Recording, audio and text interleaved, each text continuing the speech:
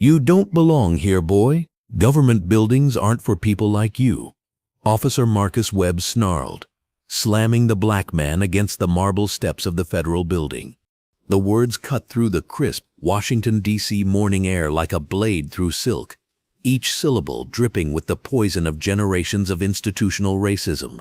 The man in the impeccably tailored navy suit didn't flinch, didn't curse, didn't even raise his voice.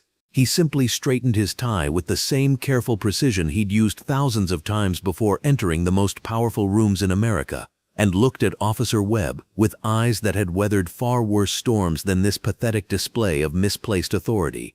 Marcus Webb stood 6 feet tall, his police uniform pressed to military precision, every crease sharp enough to cut paper. His badge gleamed under the early morning sun, like a shield he'd convinced himself made him untouchable.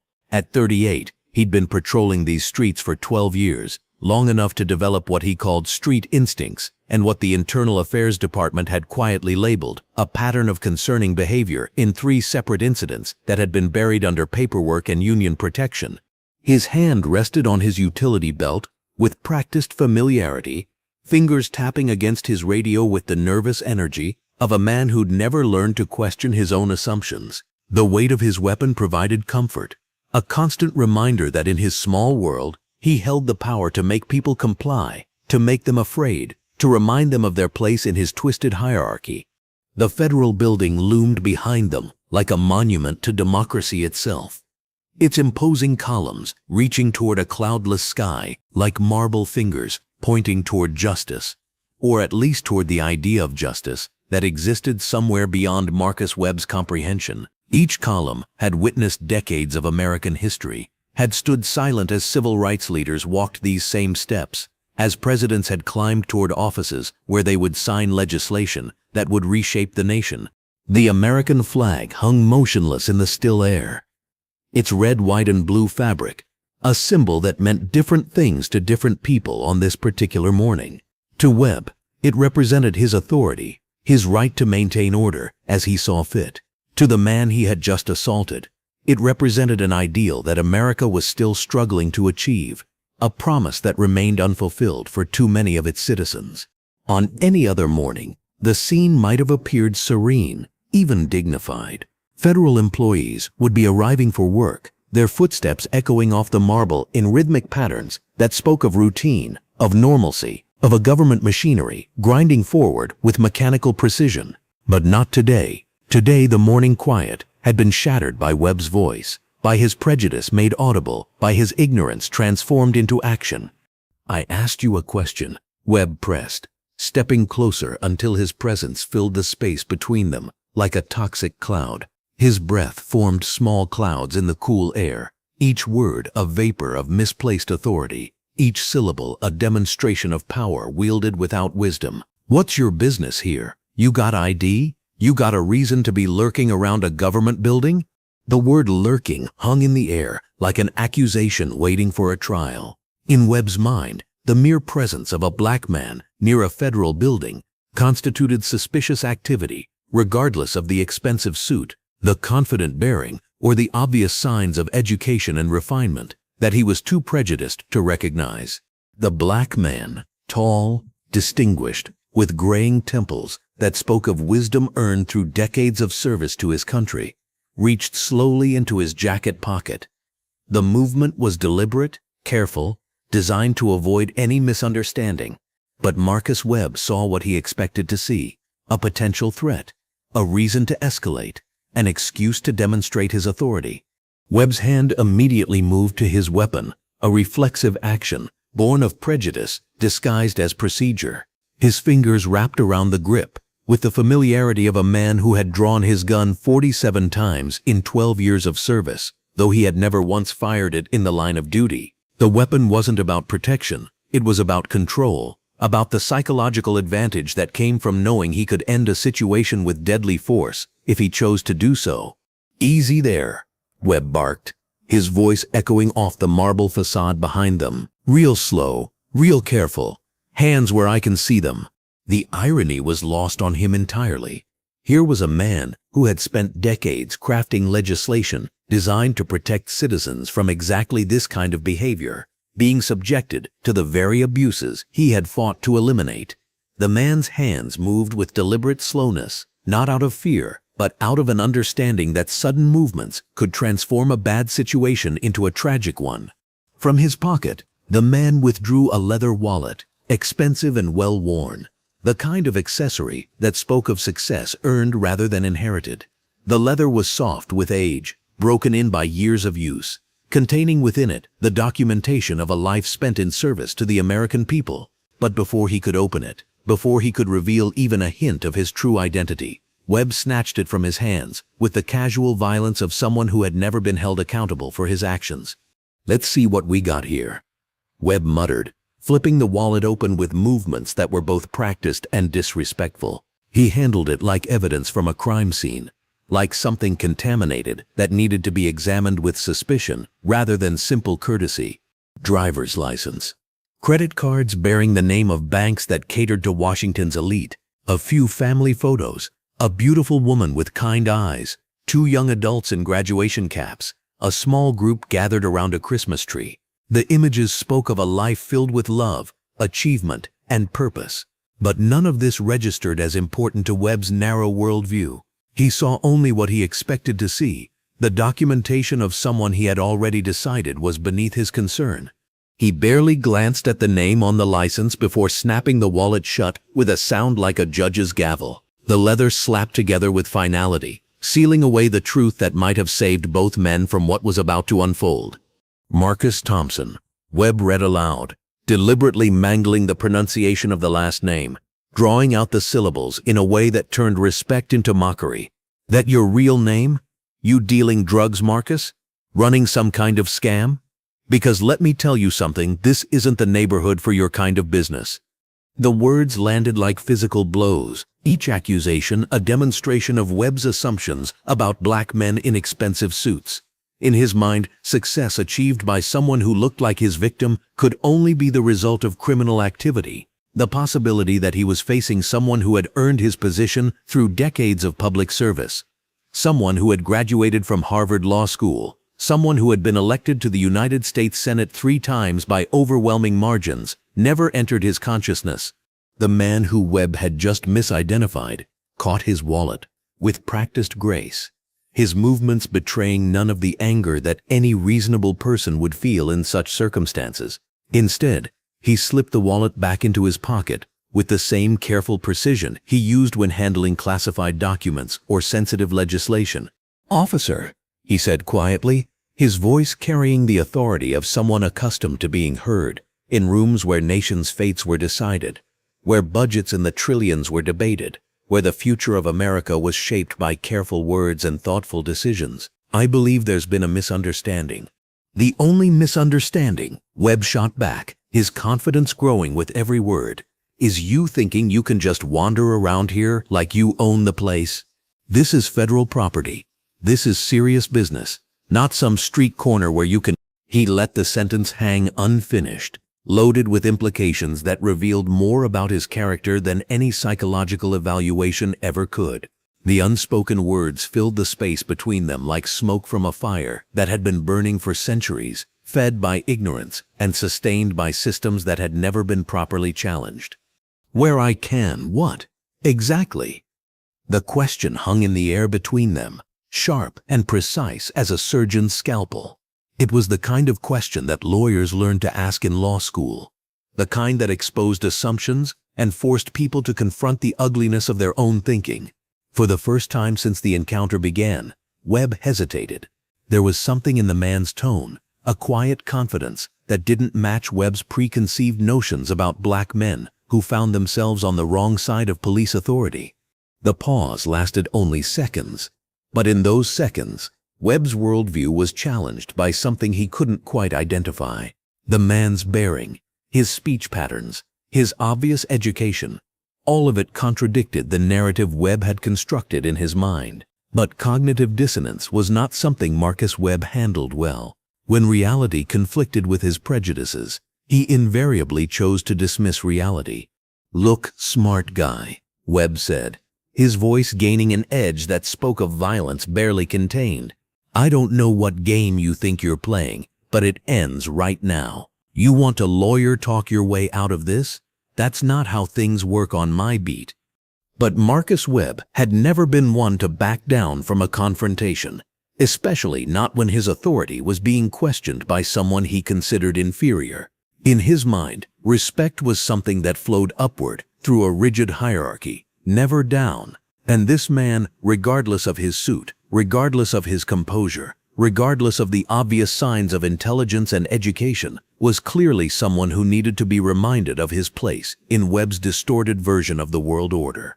The gathering crowd had grown larger, drawn by the commotion and the increasingly obvious injustice unfolding before them. Phones appeared in hands, camera lenses pointed toward the scene, like digital witnesses to a moment that would soon be dissected by millions of viewers. Social media algorithms would soon push these videos to the top of feeds, ensuring that what was happening on these marble steps would be seen by people across the nation and around the world.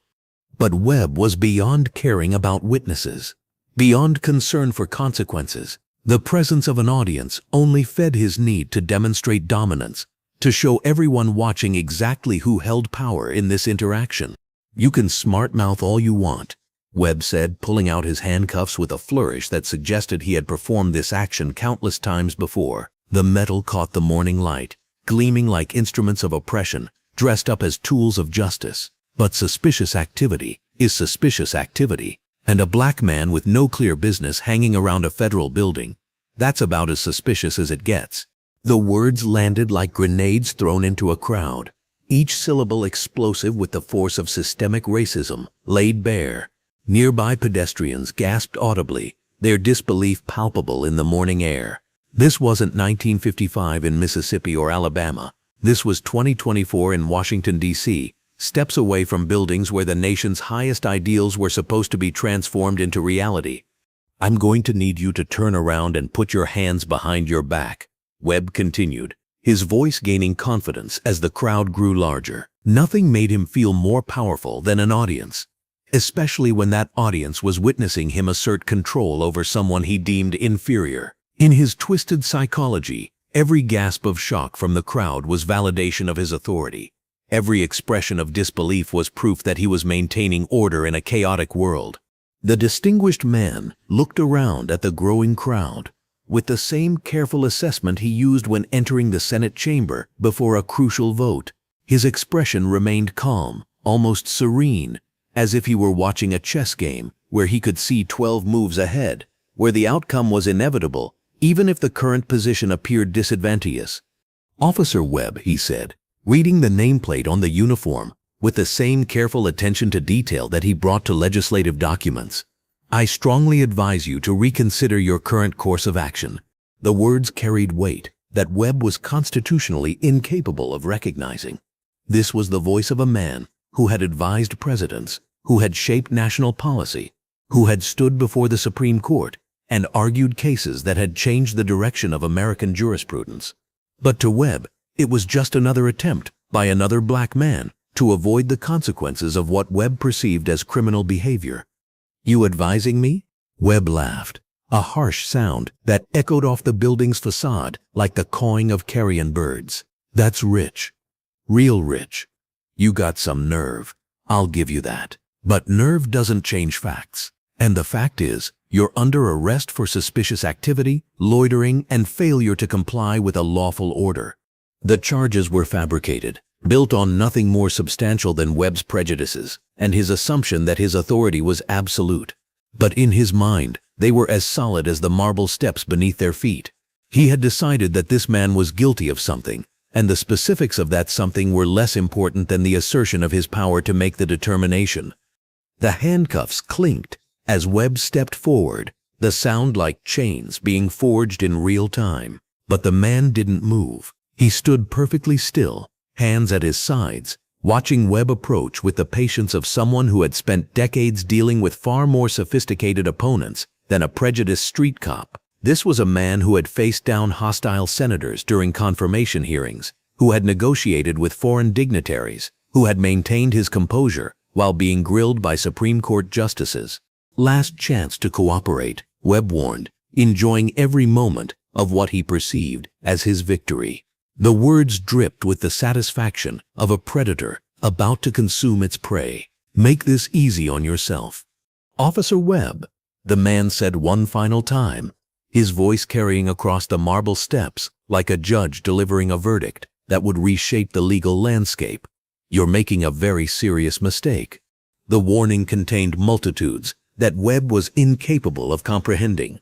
This wasn't just a prediction of personal consequences. It was a statement about the institutional ramifications of what was about to occur, about the federal investigations that would be launched, about the congressional hearings that would be demanded, about the reforms that would be implemented to ensure that scenes like this could never happen again. But Webb was beyond hearing warnings, beyond recognizing the quiet authority in the man's voice, beyond seeing anything except what his prejudices had programmed him to see. With practiced efficiency that spoke of too many similar encounters, he spun the man around and clicked the handcuffs into place. The metal bit into wrists that had signed legislation protecting civil rights, that had shaken hands with presidents and foreign leaders, that had cast votes determining the direction of American democracy. "You have the right to remain silent," Webb began, his voice dripping with satisfaction as he recited the Miranda rights with the mechanical precision of someone who had performed this ritual hundreds of times. "Anything you say can and will be used against you in a court of law." As he spoke, more phones appeared in the crowd, like flowers blooming in response to sunlight. Social media notifications would soon begin pinging across the city, then the state, then the nation. Video clips would be uploaded, shared, analyzed, and dissected by millions of viewers who had no idea they were watching the beginning of the end of Marcus Webb's career, the start of a national conversation about police accountability, and the moment when one man's prejudice would collide with the full weight of American justice. "You have the right to an attorney," Webb continued, guiding his prisoner toward the patrol car, with movements that were both routine and historically significant. "If you cannot afford an attorney, one will be provided for you." The irony was profound enough to power a small city. Here was a man who had personally overseen the confirmation of federal judges, who had helped craft the very laws that governed police procedure, who controlled budgets that determined how much funding law enforcement agencies would receive, being told that the state would provide him with legal representation. As they reached the police cruiser, the arrested man spoke for the first time since the handcuffs had been applied. His voice was quiet, meant only for Webb's ears, carrying the weight of prophecy and the certainty of consequence. "Officer, when you discover who I really am, I hope you'll remember this moment, not for my sake, but for yours." Webb slammed the car door shut, without responding, but something in the man's tone sent an unexpected chill down his spine, like ice water flowing through his veins. For just a moment, doubt crept into his consciousness like water finding a crack in concrete, threatening to undermine the foundation of certainty upon which he had built his entire worldview. He shook it off with the practiced ease of someone who had spent years avoiding uncomfortable truths. Authority was authority. The law was the law, and Marcus Webb knew exactly which side of both he was on. Or so he thought. The patrol car pulled away from the federal building, carrying its passenger toward a destiny that would reshape everything Marcus Webb thought he knew about power, authority, and the dangerous game of assumptions. Behind them, the marble steps bore silent witness to a confrontation that would soon echo through the halls of Congress, the corridors of the Justice Department, and the front pages of newspapers across the nation. But that was still to come. For now, Webb drove through the streets of Washington, completely unaware that he had just handcuffed and arrested Senator James Marcus Thompson, the very man who just 3 days earlier had delivered a passionate speech on the Senate floor about the urgent need for comprehensive police reform and accountability in America. The same man who chaired the Senate Judiciary Committee that oversaw federal law enforcement. The same man who controlled the budget for police departments across the nation. The same man whose phone was currently buzzing with urgent calls from the FBI director, the Attorney General, and the White House Chief of Staff, all wondering why Senator Thompson had missed his scheduled 8:30 a.m. briefing on national security matters that could affect the safety of every American citizen. As the patrol car disappeared into D.C. traffic, the federal building stood unchanged, its marble columns still reaching toward the sky, like fingers grasping for ideals that remained just out of reach. its flag still hanging in the still morning air. But everything else, everything that mattered in the delicate balance of American justice, had just shifted in ways that Marcus Webb couldn't even begin to imagine. The wheels of justice, as they say, grind slowly, but when they finally begin to turn, they have a way of crushing everything in their path with the inexorable force of historical inevitability. And Marcus Webb had just placed himself directly under them. The ride to the precinct was a masterclass in silence, one man's composure against another's growing unease. Senator James Marcus Thompson sat in the back of the patrol car with the same dignified posture he maintained during hostile Senate hearings, his hands cuffed behind him, his expensive suit wrinkled, but his spirit unbroken. Officer Marcus Webb gripped the steering wheel tighter than necessary, his knuckles white against the black plastic, trying to shake the uncomfortable feeling that had settled in his stomach like a stone. Webb's radio crackled to life. Dispatcher's voice cutting through the tension. Unit 47, what's your status on the federal building incident? Webb grabbed the radio with one hand, keeping his eyes on the road. Unit 47, to dispatch. One in custody, transporting to headquarters for booking. Suspect was loitering with intent, failed to comply with lawful orders. Copy that. 47. Any injuries or complications? Webb glanced in the rearview mirror at his passenger, who was staring out the window with an expression that could only be described as thoughtful rather than worried. Most people Webb arrested at this stage were either angry, crying, or trying to negotiate their way out of the situation. This man seemed almost patient, like he was waiting for something. Negative on injuries. Suspect is cooperative. Roger. ETA, 5 minutes. Webb replaced the radio and tried to focus on the road, but his eyes kept drifting to the mirror. The man's calm was unnerving, almost supernatural. In 12 years of police work, Webb had never encountered someone who seemed so unbothered by being arrested. It was like the handcuffs were nothing more than a minor inconvenience, like this entire situation was just another Tuesday morning for him. Behind them, unknown to Webb, a social media storm was already brewing. The videos captured by bystanders at the federal building were spreading across platforms with the viral velocity that only comes from capturing genuine injustice in real time. Federal building arrest was beginning to trend, accompanied by dozens of short clips showing Webb's aggressive behavior and the victim's dignified response. Dr. Sarah Chen, a political science professor at Georgetown, had been walking to her morning lecture when she witnessed the arrest. She immediately recognized Senator Thompson. She had attended 3 of his committee hearings and had assigned his recent book on criminal justice reform to her students. Her hands shook as she posted on Twitter, "I just watched a police officer arrest Senator James Thompson outside the federal building. This is not a drill. This is actually happening." The tweet was retweeted 847 times in the first 10 minutes.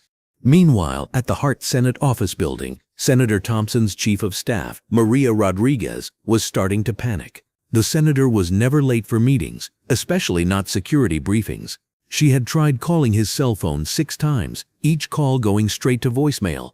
His calendar showed he should have been at the federal building for his 8:30 a.m. meeting with the Director of National Intelligence, but no one had seen him. "Should I call the Capitol Police?" asked James Morrison, the senator's legislative director, poking his head into Maria's office. "Give it 5 more minutes," Maria replied, though her instincts were screaming that something was wrong. Maybe traffic is worse than usual. Back in the patrol car, Webb was becoming increasingly uncomfortable with his passengers' behavior. Most arrestees would be asking questions by now, demanding to know the charges, insisting on their innocence, threatening lawsuits. This man had said exactly 1 sentence since being placed in the car, and that sentence had carried enough quiet authority to make Webb's badge feel heavier on his chest. "So Marcus," Webb said, using the name from the driver's license and deliberately dropping any pretense of respect, "you want to tell me what you were really doing at the federal building? Because your story about having business there doesn't add up." Senator Thompson shifted slightly in his seat, the handcuffs making the movement awkward. When he spoke, his voice carried the same measured tone he used when questioning hostile witnesses during Senate hearings. "Officer Webb, I understand you believe you're doing your job, But I need you to understand that you've made an error in judgment that will have consequences far beyond what you can currently comprehend."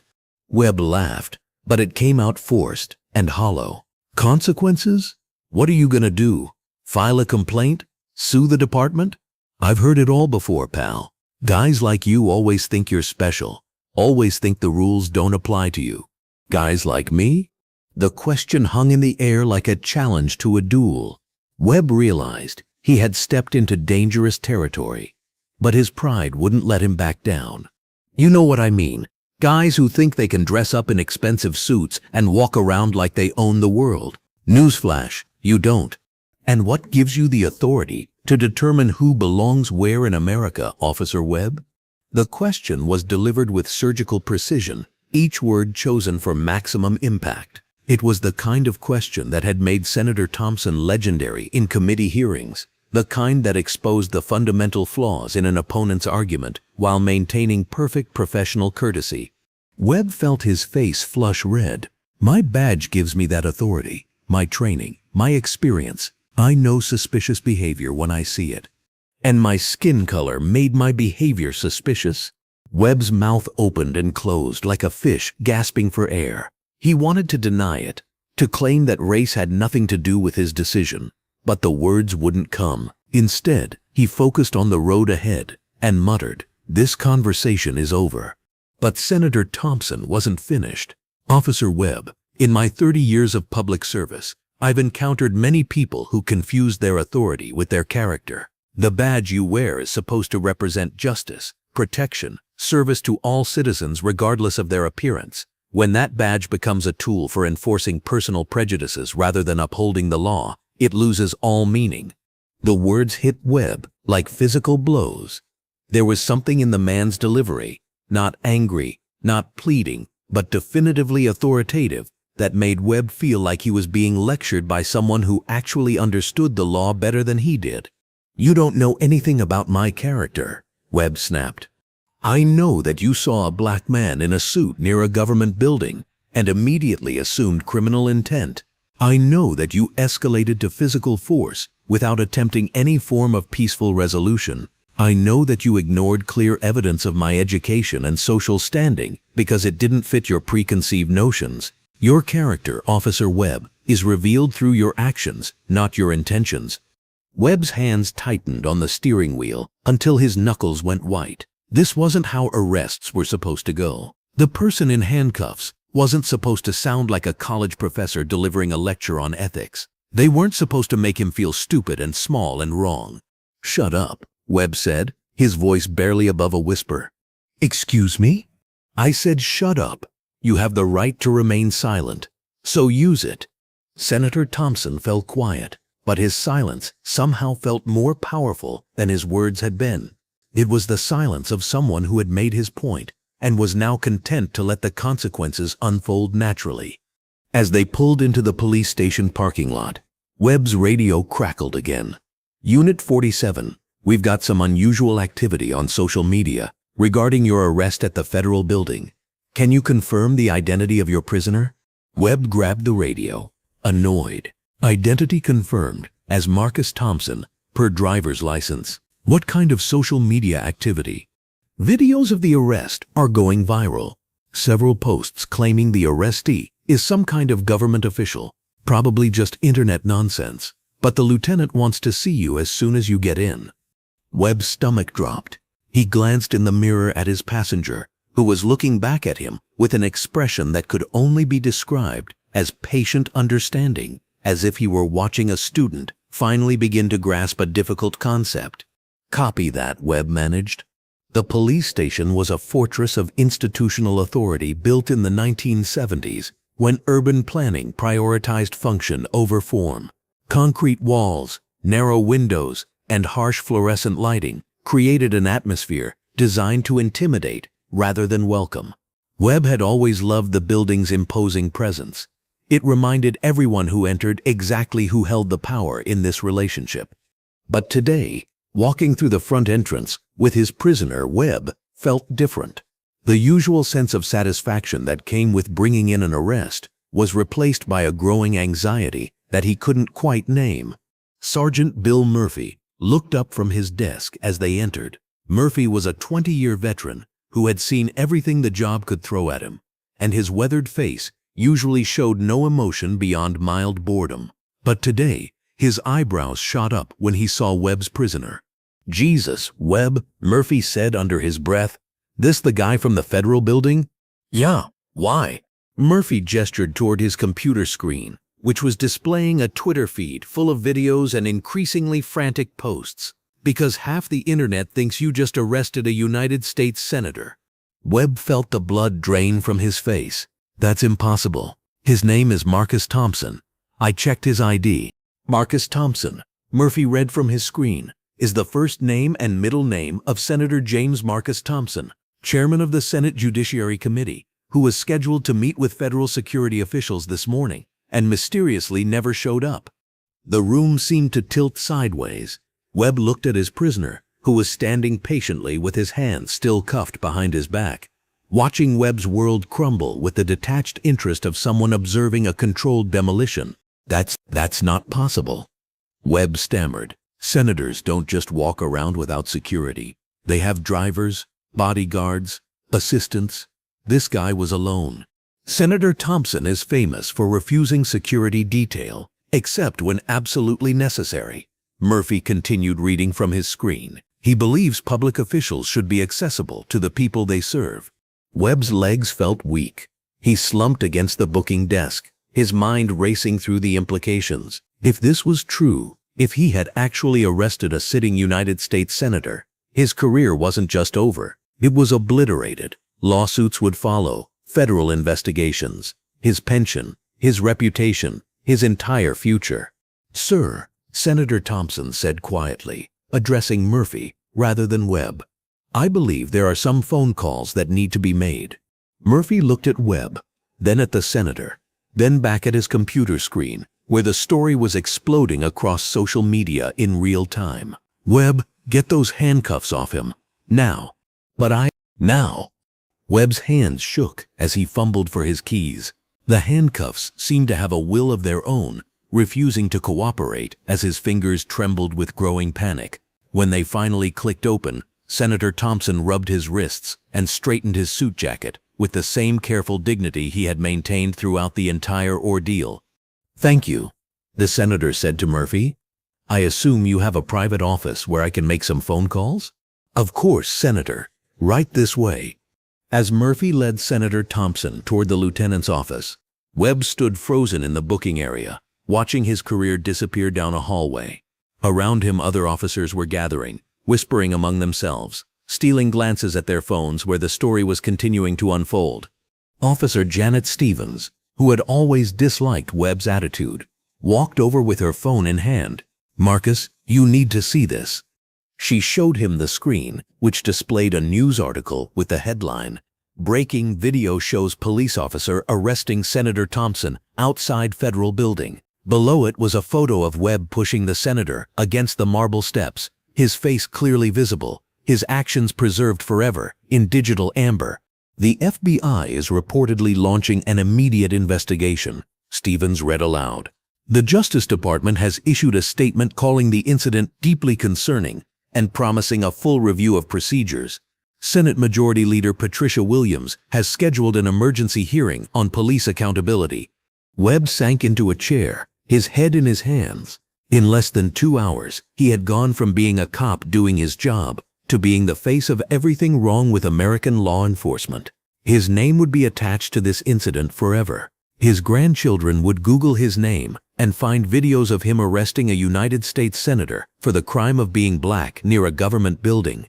From the lieutenant's office came the sound of phone calls being made. Senator Thompson's voice, calm and professional, could be heard scheduling meetings, declining interviews, and reassuring staff that he was unharmed. Each conversation was another nail in the coffin of Webb's career. Lieutenant Patricia Hayes emerged from her office 20 minutes later, her face grim. She had been Webb's supervisor for 5 years, and she had always protected him from the consequences of his more questionable decisions. But this was beyond her power to fix. "Webb," she said, her voice heavy with the weight of institutional liability, Internal Affairs wants to see you immediately. Senator Thompson has declined to press charges, but the federal government is launching its own investigation. You're suspended pending review. Webb looked up at her with desperate eyes. Lieutenant, I was just doing my job. How was I supposed to know? You were supposed to treat every citizen with respect and dignity, regardless of their appearance. Hayes cut him off. You were supposed to use judgment instead of prejudice. You were supposed to be better than this. Senator Thompson emerged from the office. His phone calls completed, his composure intact. He walked over to where Webb was sitting and stood before him like a judge, preparing to deliver a sentence. Officer Webb, he said, his voice carrying the weight of historical consequence. I want you to understand something. This incident will result in reforms that will protect thousands of citizens from experiencing what I experienced today.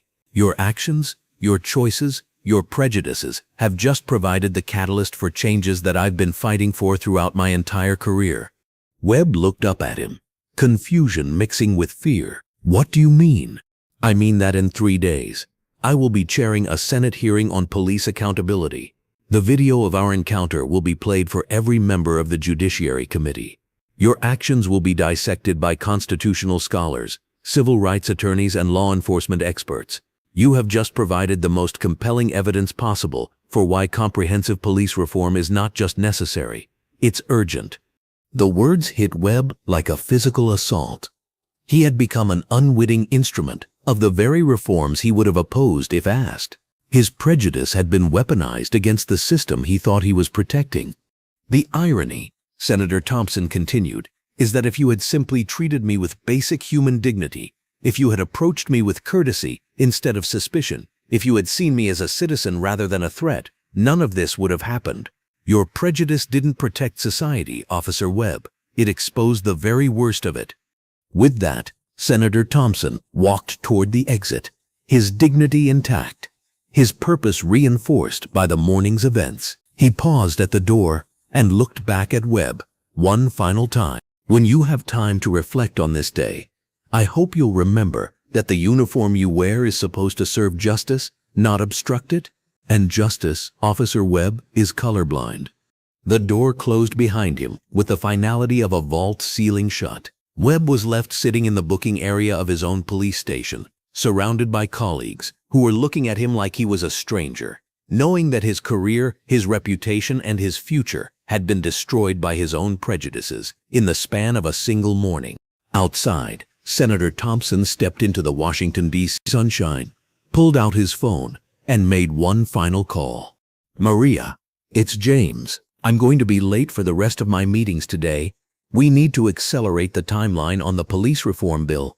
I'll explain when I get back to the office. As he walked away from the police station, Senator Thompson reflected on the morning's events. He had experienced firsthand the very injustices he had been fighting to eliminate through legislation. The irony was profound, but so was the opportunity. Sometimes, he thought, progress requires a catalyst. Today, Officer Marcus Webb had unwittingly provided exactly that. The wheels of justice were about to turn with unprecedented speed, and they would reshape American law enforcement in ways that Marcus Webb was only beginning to understand. Within 30 minutes of Senator Thompson's release from the police station, every major newsroom in Washington, D.C. was in crisis mode. The videos from the federal building had been viewed over 2 million times across various platforms, and the story was metastasizing with the viral velocity that only comes from capturing pure, undiluted injustice in real time. At CNN's Washington bureau, senior political correspondent Amanda Rodriguez was frantically working her sources while her production team scrambled to verify the footage. The videos were authentic. Multiple angles, consistent lighting, no signs of digital manipulation. But the implications were so staggering that network executives were demanding triple confirmation before going live with the story. This is either the biggest police accountability story of the decade or the most elaborate hoax ever attempted, Rodriguez told her producer Jake Williams as they watched the arrest footage for the dozenth time. Either way, we need to get ahead of it. Williams nodded, his phone buzzing with calls from competing networks, trying to book the same sources. Legal says we're clear to report what we can verify. We have the videos. We have social media confirmation of Thompson's identity, and we have the police department's non-denial. That's enough for breaking news. The newsroom around them had transformed into something resembling mission control during a space launch. Assignment editors were coordinating with correspondents across the country. Graphics teams were preparing visual presentations of the incident, and social media specialists were monitoring the explosive growth of hashtags related to the arrest. The story wasn't just news anymore. It was a cultural phenomenon unfolding in real time. Get me everything you can on Officer Marcus Webb, Rodriguez told her research team. Employment history, training records, previous incidents, personal background, and I want to know everything about Senator Thompson's schedule this morning, who he was supposed to meet, what security protocols were in place, why he was alone at the federal building. Across town at the Hart Senate office building, Senator Thompson's office had transformed into a war room that would have impressed military strategists. Maria Rodriguez, his chief of staff, was fielding calls from every major news outlet while simultaneously coordinating with the Senate leadership about how to respond to what was already being called the federal building incident. The office, normally a picture of senatorial dignity with its mahogany furniture and portraits of historic civil rights leaders, now looked like a campaign headquarters in the final week before an election. Staffers were hunched over laptops, phones pressed to their ears, creating a symphony of urgent conversations that would determine how the most powerful legislative body in the world would respond to one of its own being arrested for the crime of existing while black. Senator Williams wants to know if you're planning to make a public statement, Maria told Thompson as he sat at his desk, still wearing the wrinkled suit from his arrest, reviewing emails that had accumulated during his morning in custody. His secretary had printed out over 200 messages of support from colleagues, constituents, and fellow public servants who had watched the videos with a mixture of outrage and recognition. Not yet, Thompson replied, his voice steady despite the morning's events. Let the story breathe for a few hours. Let people see the videos and draw their own conclusions. Our response will be more powerful if it comes after the public has had time to process what happened. It was a masterful display of political instinct. Thompson understood that in the age of social media, sometimes the most effective strategy was to allow public outrage to build organically, rather than trying to direct it immediately. The videos spoke for themselves with a clarity that no prepared statement could match. James Morrison, the legislative director, burst into the office with a tablet in his hands, his usually composed demeanor cracked by the unprecedented nature of the day's events. Senator, you need to see this. The hashtag federal building arrest is trending nationally. Number 3 on Twitter, climbing fast. The engagement numbers are insane. We're talking Super Bowl levels of social media activity. Thompson took the tablet and scrolled through the feed, watching his arrest become a cultural touchstone in real time. The videos were everywhere, shared by celebrities, political commentators, civil rights organizations, and ordinary citizens who were expressing their outrage in increasingly creative ways. One particularly viral tweet from comedian Dave Marcus read, "Imagine being so racist, you accidentally arrest the guy who literally writes the laws you're supposed to enforce. This is peak American irony." But the responses weren't just limited to outrage and humor. Constitutional law professors were posting thread after thread, analyzing the legal implications of arresting an elected official. Civil rights attorneys were explaining the federal statutes that Webb had potentially violated. Political scientists were drawing connections between this incident and broader patterns of institutional racism that had plagued American democracy since its founding. Dr. Angela Davis, a prominent civil rights historian at Harvard, posted a particularly insightful analysis. What we witnessed this morning wasn't an anomaly. It was American policing working exactly as designed. The system that produced Officer Webb's actions is the same system that has criminalized black existence for centuries. The only difference is that this time, the victim had enough power to ensure consequences. The tweet was retweeted over 50,000 times within an hour. But it wasn't just social media driving the story. Traditional news outlets were mobilizing their investigative resources with unprecedented speed. The Washington Post had assigned a team of 5 reporters to dig into Officer Webb's background, his training record, his previous arrests, and the culture of the police department that had shaped his worldview. At the Post's downtown office, Investigative reporter Sarah Chen, the same Dr. Chen who had witnessed the arrest that morning, was leading the charge. She had spent her morning lecture canceling her classes and diving into public records requests, Freedom of Information Act filings, and interviews with anyone who had ever worked with or around Marcus Webb.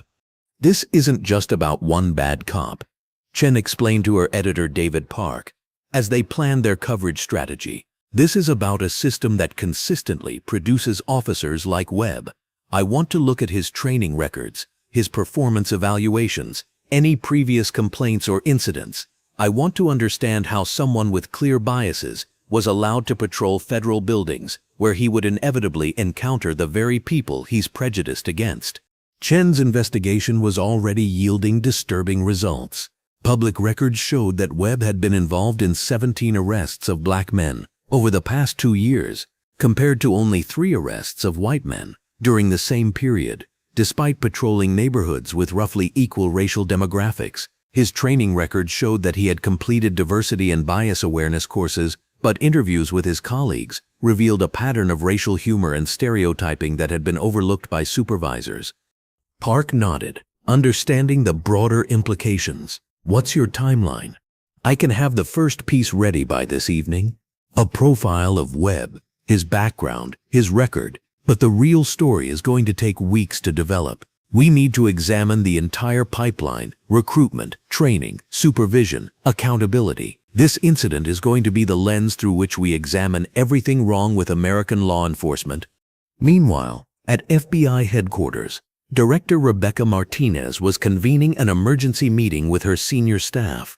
The Bureau's relationship with local law enforcement was delicate under the best of circumstances, but when a local officer arrested a sitting U.S. senator, it became a matter of national security. The conference room was filled with the kind of tension that usually accompanied discussions of terrorist threats or foreign espionage. Assistant directors, section chiefs, and senior analysts gathered around a polished mahogany table, each carrying thick briefing folders that contained everything the Bureau had been able to compile about the incident in the few hours since it occurred. I want a full investigation launched immediately, Martinez told her assembled team, her voice carrying the authority of someone who had spent 3 decades in federal law enforcement. Civil rights violation, federal conspiracy, whatever charges are appropriate. This isn't just about Senator Thompson, it's about the integrity of our democratic institutions. When law enforcement officers can arrest elected officials based on racial prejudice, we're not far from a police state.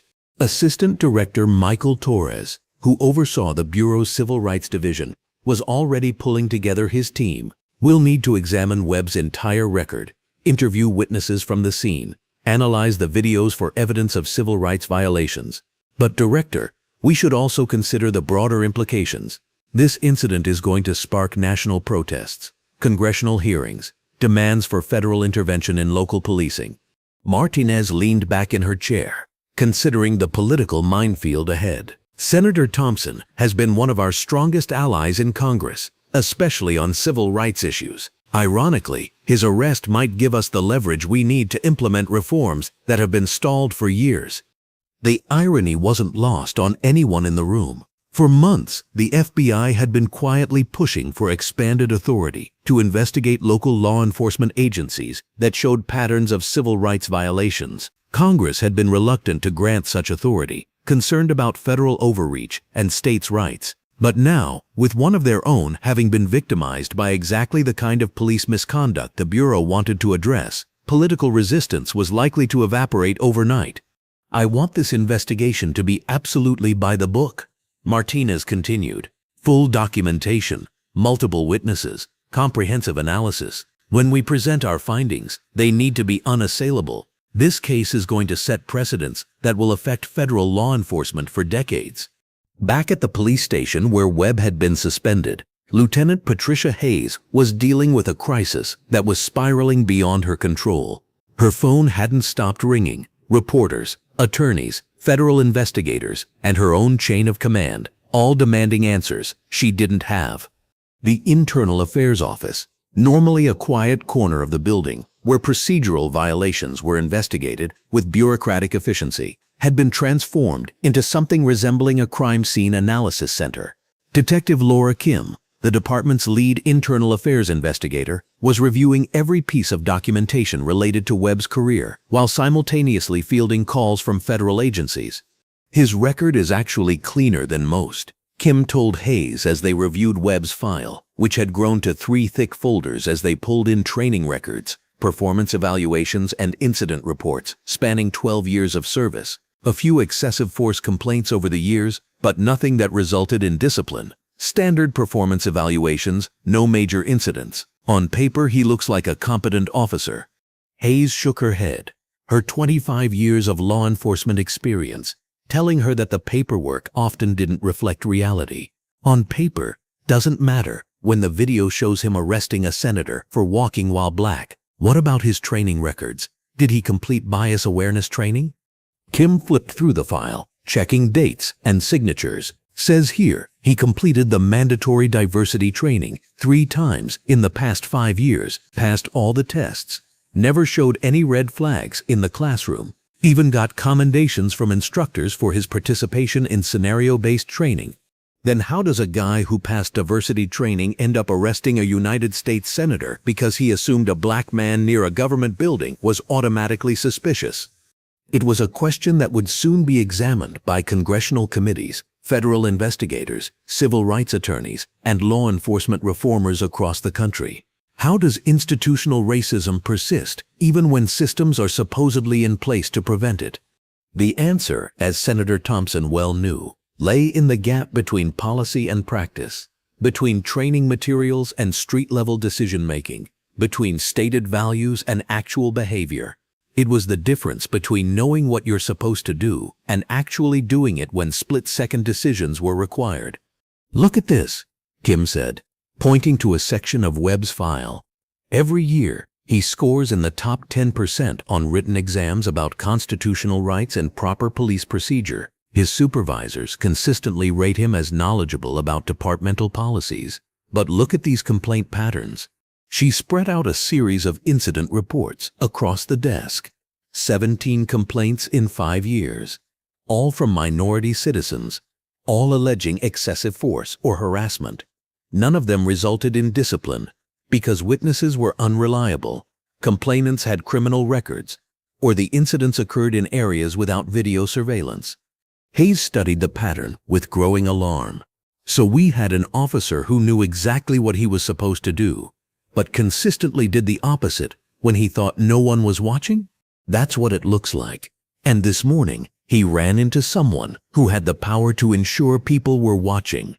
At the White House, Press Secretary Jennifer Walsh was preparing for what would inevitably be the most challenging briefing of her career. The president's schedule had been cleared for an emergency meeting with the Attorney General, the FBI Director, and the White House counsel to discuss the administration's response to the incident. The West Wing was buzzing with the kind of controlled chaos that accompanied major breaking news stories. Senior advisors were huddled in corners, debating talking points and political implications. Communications staffers were monitoring social media feeds and cable news coverage, tracking public sentiment in real time. The president is deeply troubled by the videos from this morning, Walsh would tell reporters later that afternoon, reading from carefully prepared remarks that had been reviewed by legal counsel, political advisors, and civil rights advocates within the administration. No American citizen should be subjected to harassment or arrest based on their race, and when that citizen is an elected official serving the people of this country, it represents an attack on our democratic institutions themselves. But behind the carefully crafted public statements, the administration was grappling with complex political calculations. Supporting Senator Thompson was obvious and necessary, but the incident also provided an opportunity to advance police reform initiatives that had been stalled by Republican opposition and law enforcement lobbying. The President's Chief of Staff, Robert Chen, was coordinating with congressional leadership to accelerate the timeline for comprehensive police reform legislation. "We need to strike while the iron is hot," he told his senior staff during an emergency meeting. "Public outrage over this incident gives us a window that might not open again for years." But the most significant response was developing in the halls of Congress, where Senator Thompson's colleagues were watching the videos with a mixture of outrage and opportunity. The police reform legislation that had been stalled in committee for months suddenly had the most compelling case study imaginable. Senator Patricia Williams, the majority leader, called Thompson personally to discuss accelerating the legislative timeline. Her voice carried the urgency of someone who understood that political momentum was a precious and fleeting resource. "James, I know this morning was traumatic, but if you're willing, we could use this incident to finally push through comprehensive reform. The public attention, the visual evidence, it's exactly what we've needed to overcome Republican resistance." Thompson, who had been anticipating this call since his release from custody, was ready with his response. "Patricia, I've been thinking about exactly that, but I want to be careful about how we proceed. This can't look like a personal vendetta or political opportunism. The reforms we implement need to be based on sound policy, not just public outrage." "Agreed. But James, you have to understand, this incident is going to generate more political momentum for police reform than anything we've seen since George Floyd. If we don't capitalize on it, we're missing a historic opportunity." Thompson knew she was right. Political windows for major reform were rare and usually brief. The combination of viral video evidence, clear injustice, and public outrage created conditions that might not exist again for years. But he also understood that rushed legislation, however well-intentioned, could create new problems while failing to address underlying issues. "Let's convene a special session of the Judiciary Committee for next week," Thompson decided. "I'll chair it myself. We'll examine this incident as a case study, but we'll use it to discuss systemic issues. I want expert witnesses, police chiefs who have successfully implemented reforms, civil rights attorneys, constitutional scholars." As news of the planned hearing spread through Washington's political ecosystem, organizations across the spectrum began mobilizing. The ACLU announced it would provide expert testimony on racial profiling in law enforcement. The National Association of Police Organizations, meanwhile, released a carefully worded statement defending the principle of officer safety while simultaneously distancing themselves from the obvious racial bias displayed in the videos. Civil rights organizations saw the incident as a watershed moment that could reshape American policing. The NAACP announced plans for nationwide demonstrations supporting police accountability. Black Lives Matter activists began organizing responses that would connect Thompson's experience to the countless similar incidents that never made national news. But perhaps the most significant development was happening in police departments across the country, where officers were watching the Webb incident with a mixture of embarrassment and recognition. Many saw their own biases reflected in Webb's actions, while others recognized the systematic failures that had allowed such an incident to occur. Captain Robert Martinez of the Seattle Police Department, who had spent years implementing bias training and community policing reforms, watched the videos with his senior staff in a conference room that had become an impromptu soul-searching session. "This is what we've been trying to prevent," he told his team, his voice heavy with the weight of institutional responsibility. Webb didn't wake up this morning planning to arrest a senator. He made a series of decisions based on unconscious bias, inadequate training, and a culture that prioritizes enforcement over engagement. Detective Sarah Johnson nodded, her 15 years of experience having taught her to recognize the subtle ways that racism infected law enforcement decisions. The scary part is how routine his behavior looks. If this wasn't a senator, if there weren't cameras, this would have been just another arrest that never made the news. "Exactly," Martinez replied. "How many Marcus Thompsons have been arrested by officers like Webb over the years? How many qualified, educated, accomplished black men have been criminalized simply for existing in spaces where someone thought they didn't belong?" The question hung in the room like smoke from a fire that had been burning for generations. Every officer present could think of incidents from their own experience that, while perhaps not as dramatic as Webb's arrest of a senator, reflected similar patterns of racial bias and presumptive criminalization. Meanwhile, back in Washington, Senator Thompson was preparing for the most important speech of his career. He had decided to address the incident publicly, but not in the way his political advisors were suggesting. Instead of focusing on his personal experience or calling for Officer Webb's prosecution, he wanted to use the platform to discuss the broader systemic issues that had made the incident possible. "I don't want this to be about me," he told Maria as they worked on the speech that would be delivered the following day. I want it to be about every black parent who has to teach their children how to interact with police officers. I want it to be about every qualified professional who has been made to feel like a criminal in their own country. I want it to be about building a justice system that actually serves justice. As the day progressed, the story continued to evolve and expand beyond its initial parameters. Legal scholars began analyzing the constitutional implications of arresting an elected official. Civil rights organizations announced plans for nationwide demonstrations. Police reform advocates saw their agenda suddenly elevated to national priority status. International observers began commenting on the incident as evidence of America's ongoing struggle with racial justice. Foreign news outlets picked up the story, framing it as another example of the systemic racism that undermined America's credibility as a global advocate for human rights and democratic values. But in the quiet of his Senate office, as evening approached and the initial media frenzy began to settle into a more sustained national conversation, Senator Thompson reflected on the morning's events with the perspective that came from 3 decades of public service.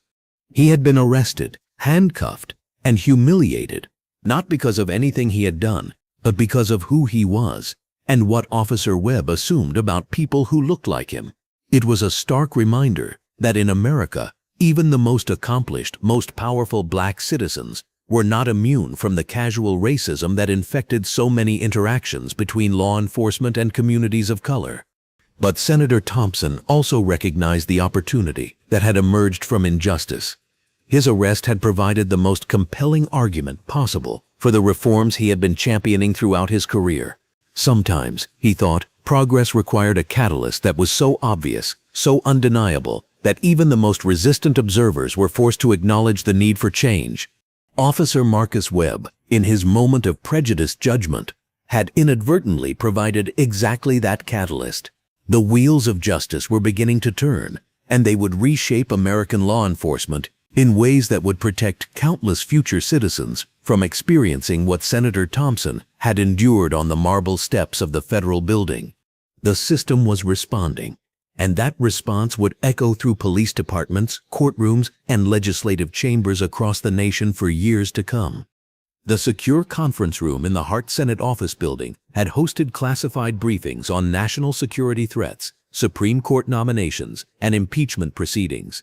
But the emergency session convened at 6 p.m. that evening carried a different kind of weight, the weight of American democracy confronting its own contradictions in real time. The room itself was a monument to power and tradition. Its polished mahogany table, stretching nearly 20 feet beneath crystal chandeliers that had illuminated crucial decisions for over a century. The walls, paneled in rich cherry wood and lined with portraits of legislative giants from both parties, seemed to watch in silent judgment as the assembled officials grappled with questions that struck at the heart of American justice. Senator James Marcus Thompson sat at the head of the table, his earlier composure now showing hairline cracks after 12 hours of maintaining dignity in the face of institutional humiliation. The expensive suit he'd worn to what should have been a routine security briefing was wrinkled from his time in handcuffs, a physical reminder of the morning's events that no amount of dry cleaning could erase from memory. Around him sat the most powerful figures in American law enforcement and civil rights. FBI Director Rebecca Martinez, her silver hair pulled back in a severe bun that matched her expression. Attorney General David Kim, whose normally calm demeanor was shattered by the day's events. Civil Rights Division Chief Patricia Johnson, carrying briefing folders thick enough to stop bullets, and Senate Judiciary Committee Vice Chair Senator Michael Rodriguez, whose political instincts were already calculating the legislative possibilities created by the morning's injustice. The room's security was absolute. No recording devices, no cell phones, no staff members except for the most trusted advisors. What would be discussed here would shape the future of American law enforcement, and every word needed to be carefully considered before it reached the public sphere. "Before we begin," Thompson said, his voice carrying the weight of the morning's events and the authority of 3 decades in public service, "I want to establish something clearly. This meeting isn't about seeking revenge against Officer Webb or his department. This is about understanding how systemic failures created the conditions for this incident and implementing reforms that will protect all citizens from similar treatment. The statement was both magnanimous and strategic. Thompson understood that any response perceived as personal vendetta would undermine the broader reform agenda. The focus needed to remain on institutional change rather than individual punishment. Attorney General Kim nodded, opening a thick briefing folder that his staff had prepared during the afternoon, with the efficiency that came from years of crisis management. Senator, our preliminary analysis suggests this incident represents a convergence of multiple institutional failures, inadequate training, insufficient oversight, and a culture within law enforcement that allows racial bias to influence operational decisions. Kim was a careful man, someone who had spent his career building cases with methodical precision and unassailable logic. He had prosecuted organized crime figures, corrupt politicians, and terrorist suspects. But the case files spread before him tonight represented a different kind of criminal enterprise, one that operated under the cover of legal authority and constitutional protection. We've conducted preliminary interviews with 12 officers from Webb's department, Kim continued, his prosecutorial restraint barely masking the anger in his voice. What emerges is a pattern of behavior that suggests this morning's incident wasn't an aberration. It was the logical culmination of years of unchecked prejudice operating within a system designed to protect it from scrutiny. The interviews had been conducted by federal agents with experience in civil rights investigations, and their findings painted a disturbing picture of institutional dysfunction. Officers described a departmental culture where racial jokes were common, where aggressive tactics against minority suspects were praised rather than questioned, and where anyone who raised concerns about bias was labeled as not a team player. FBI Director Martinez leaned forward, her tablet displaying data that painted a comprehensive picture of American law enforcement's failure to police itself. Our Civil Rights Division has been tracking similar incidents across the country for the past decade. In the past 5 years alone, we've documented over 400 cases where Black professionals, doctors, lawyers, professors, business executives were arrested or detained under circumstances that strongly suggest racial profiling. The number represented only the tip of an iceberg that extended far deeper into American society than most people realized. Each case file told a similar story: accomplished Black citizens, criminalized for existing in spaces where someone had decided they didn't belong, their credentials dismissed, their explanations ignored, their dignity sacrificed to the prejudices of officers who saw skin color before humanity. 400 documented cases, Thompson repeated, the number hitting him like a physical blow. Each case represented not just an individual injustice, but a family traumatized, a career damaged, a community's trust in law enforcement eroded a little further. How many more went undocumented? Based on statistical modeling and extrapolation from complaint data, we estimate the actual number could be 10 times higher, Martinez replied, her voice heavy with the weight of systemic failure. Most victims don't have the resources or platform to challenge these arrests. They accept plea deals, pay fines, and move on with their lives rather than fighting a system that's stacked against them from the moment they're handcuffed. The statistical analysis represented months of work by federal researchers who had combed through arrest records, court filings, and civil rights complaints to identify patterns that local authorities had either missed or chosen to ignore. The methodology was rigorous, the conclusions inescapable. American law enforcement was systematically criminalizing Black existence while protecting officers who engaged in such behavior. Senator Rodriguez, who had been silent during the opening exchanges while mentally calculating political implications, finally spoke. James, I've been thinking about this all afternoon. Your arrest this morning was captured on video and witnessed by dozens of people. It happened in broad daylight on the steps of a federal building. If Officer Webb was willing to arrest a United States senator under those circumstances, what is he willing to do to ordinary citizens when no one is watching? The question hung in the air like smoke from a fire that had been burning for generations. It was the same question being asked in community centers, church basements, and family dinner tables across America. If this could happen to one of the most powerful Black men in the country, what hope did ordinary citizens have for justice? Rodriguez continued, his political instincts recognizing the broader implications. This incident isn't just about police misconduct. It's about the fundamental question of whether America will have different systems of justice for different groups of citizens. When a senator can be arrested for existing while black, we're not talking about isolated incidents anymore. We're talking about institutional apartheid. Civil Rights Division Chief Johnson opened her own briefing materials, revealing photographs and case files that told the story of American policing through the eyes of its victims. Her career had been dedicated to documenting and prosecuting civil rights violations, but the scope of the problem, revealed by recent investigations, had shocked even her experienced perspective. We've been building a comprehensive database of police misconduct cases involving racial bias, Johnson explained, spreading several photographs across the polished table. The patterns are consistent across geographic regions, department sizes, and training protocols. Officers like Webb aren't anomalies. They're products of a system that consistently produces similar results. She spread several photographs across the table, each showing a different victim of police misconduct, whose story had been lost in the daily noise of American injustice. Dr. Michael Washington, emergency room physician, arrested for suspicious behavior while entering his own hospital wearing scrubs after a 36-hour shift. Professor Angela Davis, detained for trespassing while walking to her office at Columbia University with a faculty ID clearly visible around her neck. Judge Robert Martinez, handcuffed during a traffic stop despite identifying himself and showing his credentials repeatedly. Thompson studied the photographs with growing recognition. These weren't anonymous victims. They were accomplished professionals whose only crime had been existing while black, in spaces where someone had decided they didn't belong. Their stories had been buried in local news reports or ignored entirely, lacking the political significance that made his own arrest national news. Dr. Washington's case is particularly instructive. Johnson continued, opening a thick file that contained police reports, witness statements, and medical records. He was arrested by an officer who claimed he looked out of place in the hospital parking garage. The officer's report described him as agitated and uncooperative, but security footage shows Dr. Washington remaining calm throughout the encounter while repeatedly identifying himself as hospital staff. She played a video clip on her tablet, showing the arrest from a security camera angle that captured the entire incident. Watch the officer's behavior.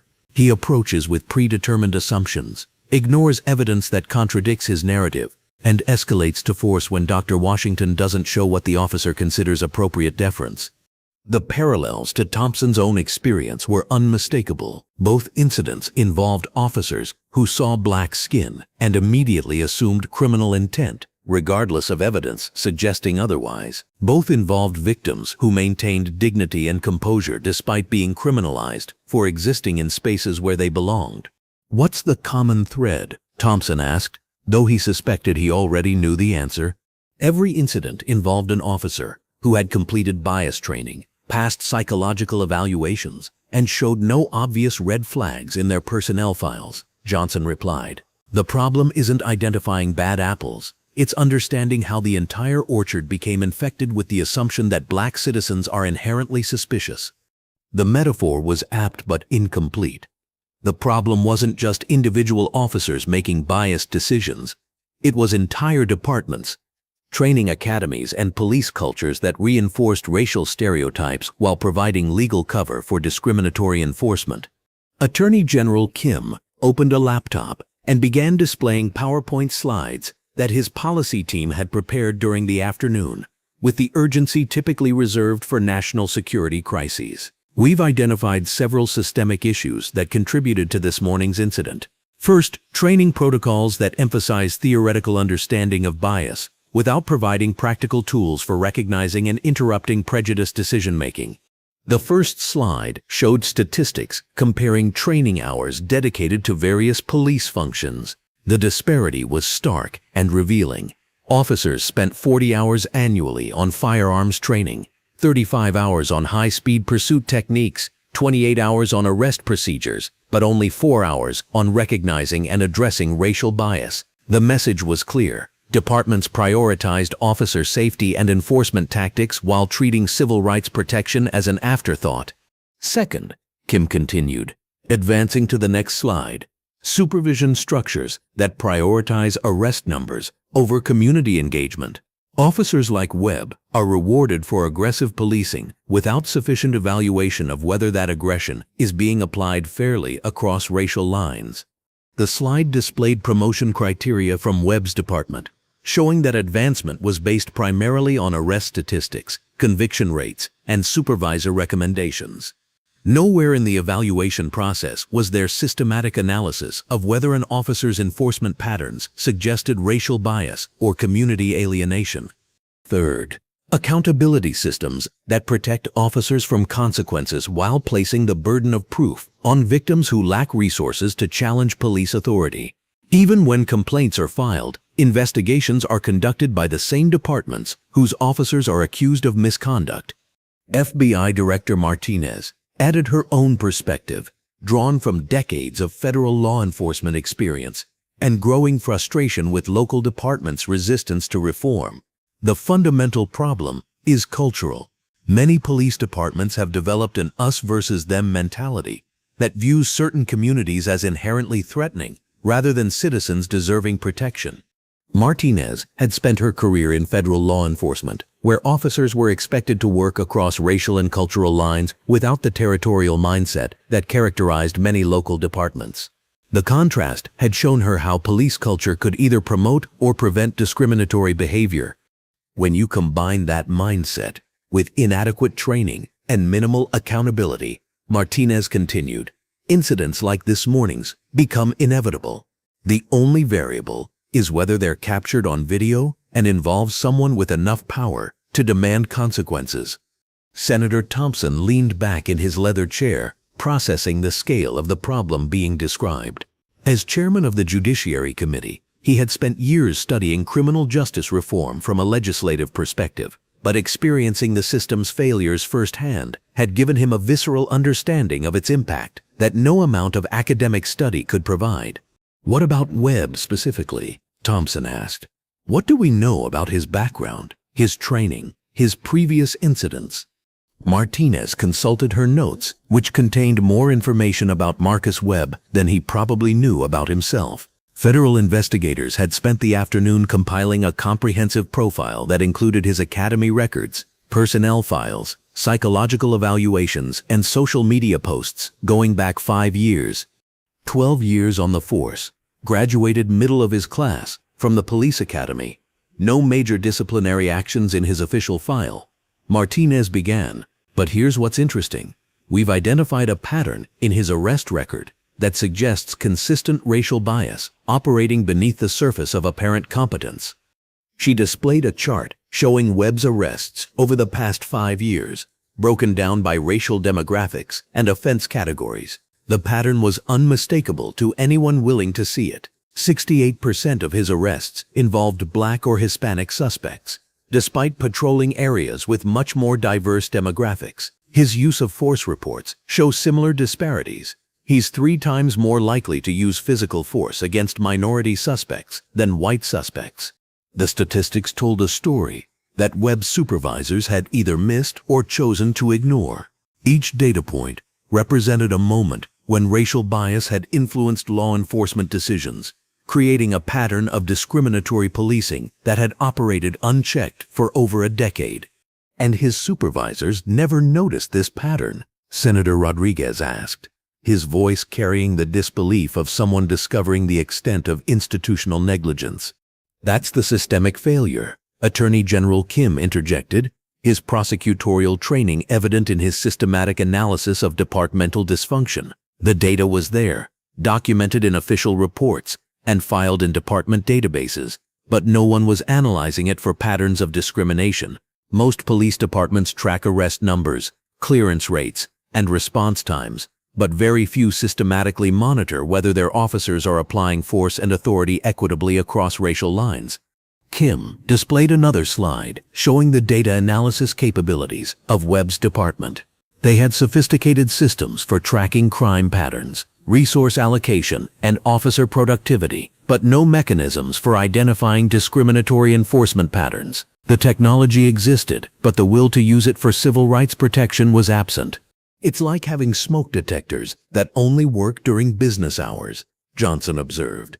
The tools for identifying problems exist, but they're not designed or deployed to detect the specific dangers that threaten civil rights.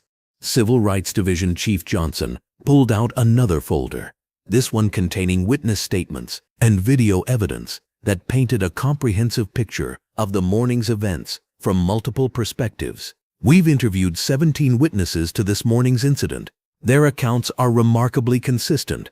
Officer Webb approached Senator Thompson with immediate hostility, made assumptions about criminal intent without any evidence, and escalated to physical force despite the senator's complete cooperation. She played a video clip on her tablet, showing the arrest from a different angle than the widely circulated social media footage.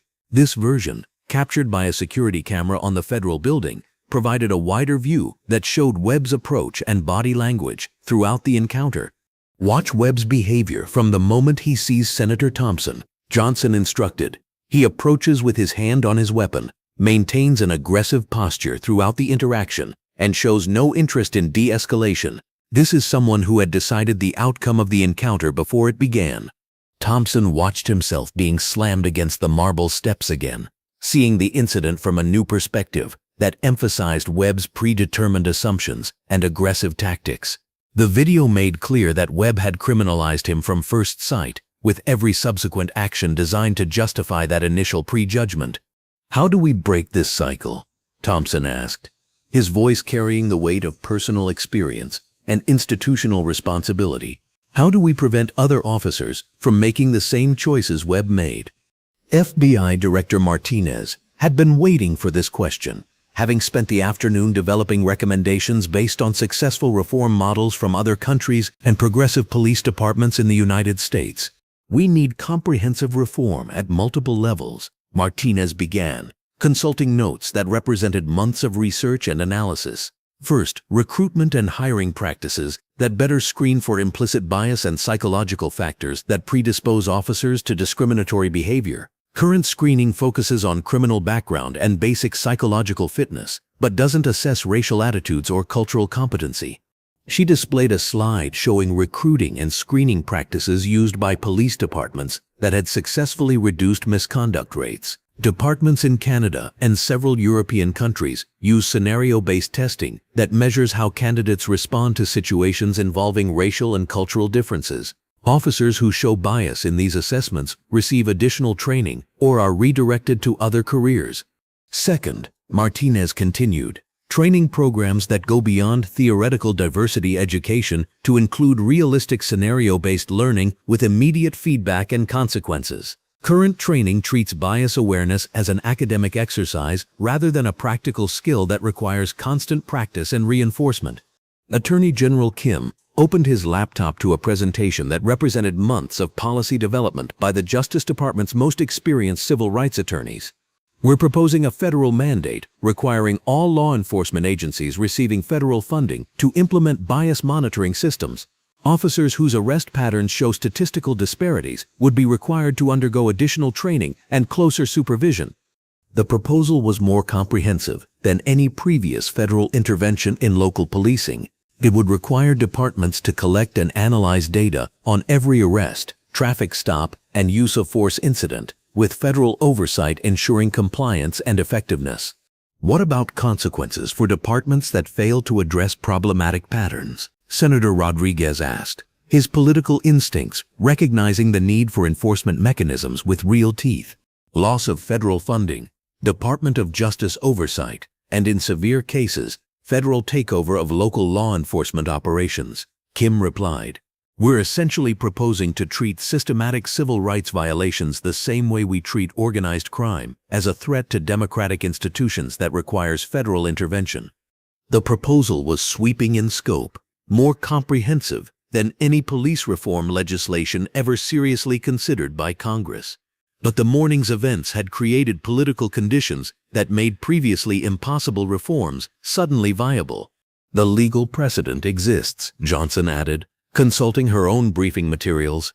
"The Justice Department already has authority to intervene in local law enforcement agencies that show patterns of constitutional violations. We're proposing to expand and systematize that authority, making it a standard tool for protecting civil rights rather than an extraordinary measure used only in extreme cases." Senator Thompson considered the implications, recognizing both the opportunity and the challenges that lay ahead. What kind of timeline are we looking at for implementation? If we can get congressional approval for emergency legislation, we could begin implementation within 6 months, Martinez replied. But James, this will face massive resistance from police unions, state governments, and law enforcement lobbying groups. The political battle will be intense and sustained. Thompson's expression hardened, his morning's experience having eliminated any inclination toward compromise with forces that would defend the status quo. Let them resist. Let them explain to the American people why they oppose measures designed to prevent United States senators from being arrested for walking while black. Civil Rights Division Chief Johnson smiled grimly, recognizing the political leverage that the morning's incident had created. That's exactly the argument we need to make. Frame this as a defense of democratic institutions rather than an attack on law enforcement. Make it clear that we're protecting the rule of law, not undermining it. The conversation was interrupted by a soft knock on the conference room door. Maria Rodriguez, Thompson's chief of staff, entered with an urgent expression that suggested new developments requiring immediate attention. "Senator, I'm sorry to interrupt, but we've received word that Officer Webb's police union is planning a press conference tomorrow morning. They're going to argue that he was following proper procedures and that political pressure is being used to scapegoat a dedicated officer." The room fell silent as the implications sank in. The police union's defense of Webb would inevitably focus on his version of events, which would require portraying Senator Thompson as somehow threatening or suspicious. The political battle lines were being drawn with Webb's prejudice on one side and American democracy on the other. What's their strategy likely to be? Attorney General Kim asked, his prosecutorial experience recognizing the need to anticipate defense arguments. Maria consulted her notes, which contained intelligence gathered from contacts within the law enforcement community who were uncomfortable with their union's planned defense of obvious misconduct. They'll argue that Webb was responding to legitimate security concerns about an unidentified individual near a federal building. They'll emphasize his training record and claim that politics is interfering with police work. FBI Director Martinez shook her head, her expression combining disbelief with professional frustration. That argument might work if there weren't multiple video angles showing Webb's behavior. No reasonable person watching that footage could conclude he was responding to legitimate security concerns rather than racial prejudice. Reasonable people aren't their target audience, Senator Rodriguez observed, his political instincts recognizing the broader strategy at work. They're appealing to the portion of the public that's predisposed to defend police officers, regardless of evidence. The same people who think any criticism of law enforcement is an attack on law and order itself. The political dynamics were becoming clear. The incident would divide along predictable lines, with civil rights advocates demanding accountability, while law enforcement supporters rallied around Webb as a symbol of police under attack. The challenge would be maintaining focus on systemic reform, rather than getting trapped in debates about individual guilt or innocence. Thompson stood and walked to the window, looking out at the Capitol dome illuminated against the evening sky. The view reminded him of why he had entered public service, to defend the democratic institutions that made America's promise of equality possible. Now those institutions were being tested by his own experience of their failures. Then we need to make this about more than law enforcement, Thompson said, turning back to the assembled officials. We need to make it about the fundamental question of whether America will live up to its founding principles or continue to tolerate a system that criminalizes black existence. He returned to his seat with visible resolve, his transformation from victim to catalyst now complete. I want comprehensive federal legislation drafted within the week, bias monitoring for all federal grant recipients, mandatory de-escalation training, civilian oversight boards with real authority, and federal prosecution for civil rights violations by law enforcement officers. Attorney General Kim nodded, already mentally organizing the legal and political resources that would be required. We can have a draft ready for your review by Friday. Good. And I want hearings scheduled for next week. I want Officer Webb to testify under oath about his actions this morning. I want his supervisors to explain how they missed obvious patterns of discriminatory behavior. And I want police chiefs from departments that have successfully implemented reforms to testify about what works." Civil Rights Division Chief Johnson was taking notes furiously, recognizing the historic nature of what was being planned. "Senator, if we move this quickly, we risk accusations of rushing to judgment. Webb's union will argue that political pressure is preventing a fair investigation." "The investigation has been completed by 12 hours of viral video footage," Thompson replied. "The American people have seen exactly what happened, and they've reached their own conclusions. Our job isn't to relitigate the facts. It's to ensure those facts lead to meaningful change." FBI Director Martinez closed her briefing folder, understanding that the meeting had shifted from analysis to action planning. "James, I need you to understand something. What happened to you this morning is going to happen again to someone else if we don't act decisively. Maybe not to a senator, maybe not on camera, but somewhere in America tonight, a black citizen is being criminalized for existing in a space where someone thinks they don't belong." The words hit Thompson with the force of moral imperative. This wasn't just about his personal experience, or even about police reform in the abstract. It was about the fundamental question of whether America would continue to tolerate a system of justice that served some citizens while oppressing others. "Then we act," Thompson said simply. "We use this moment, this opportunity, this public attention to build something better." Officer Webb gave us the perfect example of what's wrong with American policing. Now we have the responsibility to fix it. As the meeting concluded and the officials prepared to leave, Thompson remained at the window, watching the last light fade from the Washington sky. In 12 hours, he had gone from victim to catalyst, from target of prejudice to agent of change. The arrest that was meant to humiliate him had instead provided the leverage needed to transform American law enforcement. Officer Marcus Webb, in his moment of prejudiced judgment, had inadvertently triggered exactly the kind of comprehensive reform that civil rights advocates had been seeking for decades. Sometimes, Thompson reflected, progress required a catalyst so obvious that even the most resistant observers were forced to acknowledge the need for change. The wheels of justice were beginning to turn, and they would reshape American policing in ways that would protect countless future citizens from experiencing what he had endured on the marble steps of the federal building. Behind closed doors, in the quiet corridors of power, a revolution in law enforcement accountability was being planned. And it all started with one officer's decision to arrest a senator for the crime of walking while black. The FBI field office in downtown Washington, D.C., transformed overnight from a routine federal law enforcement facility into the epicenter of what would become the most significant civil rights investigation of the decade. By 7 a.m., the morning after Senator Thompson's arrest, Special Agent Sarah Chen, the same Dr. Chen who had witnessed the incident, was leading a team of 12 federal investigators in what the Bureau was calling Operation Federal Steps.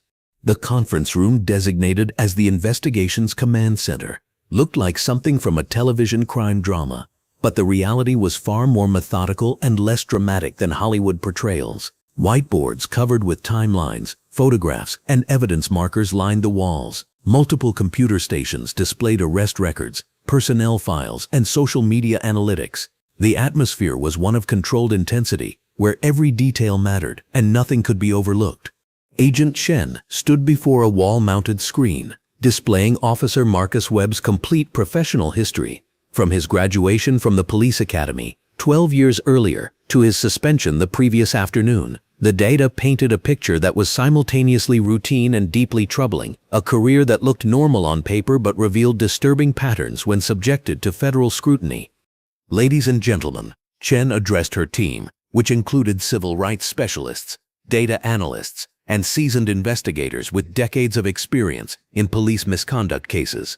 "We have 48 hours to build a comprehensive case file before this incident disappears into the usual cycle of public outrage and political promises. The director has made it clear that this investigation will set the standard for how the Bureau handles police civil rights violations going forward." The urgency was real and justified. In the age of social media, public attention spans were measured in days rather than weeks. If the FBI was going to leverage the current political momentum for meaningful reform, They needed to produce concrete evidence of systemic problems before the news cycle moved on to other stories. Agent Michael Torres, a 20-year veteran of civil rights investigations, opened the first evidence folder. We've identified 17 witnesses to yesterday's incident, all of whom have provided consistent accounts of Officer Webb's behavior. More importantly, we've recovered security footage from 4 different angles that shows the entire encounter from approach to arrest. Torres activated a large monitor and began playing the security footage in slow motion.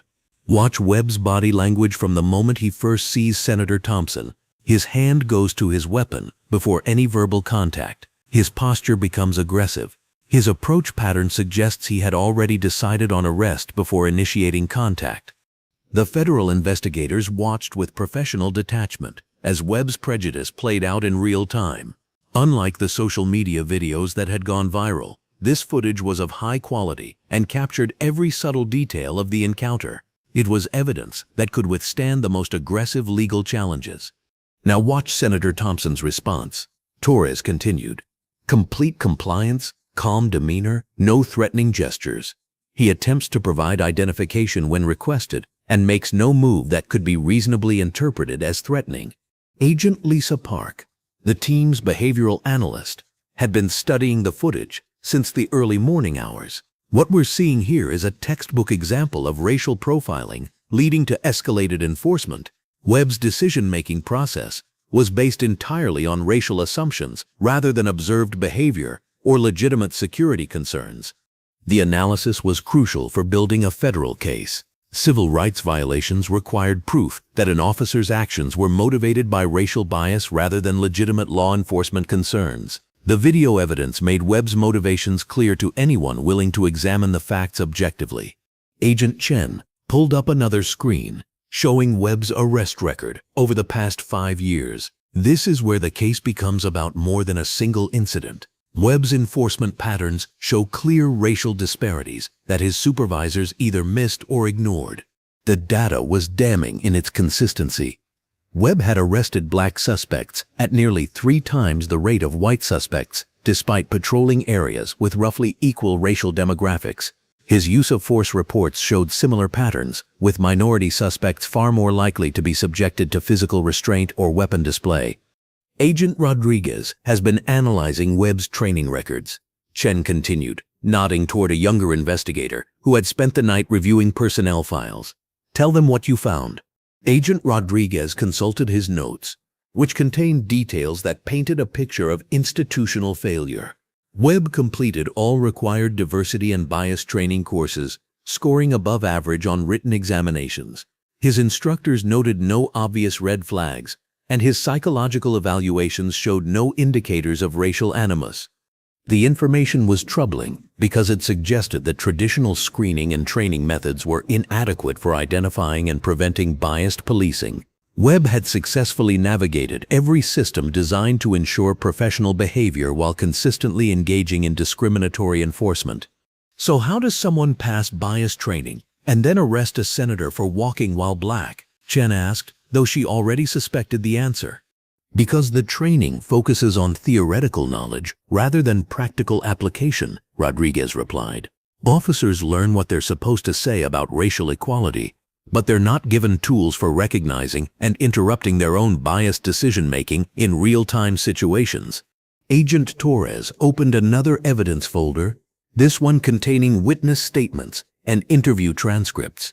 We've conducted preliminary interviews with 12 officers from Webb's department. What emerges is a picture of institutional culture that quietly tolerates and even encourages aggressive enforcement against minority communities. He read from one of the interviews. Officer Janet Stevens, 8 years with the department, states, Webb wasn't unusual in his approach to certain neighborhoods.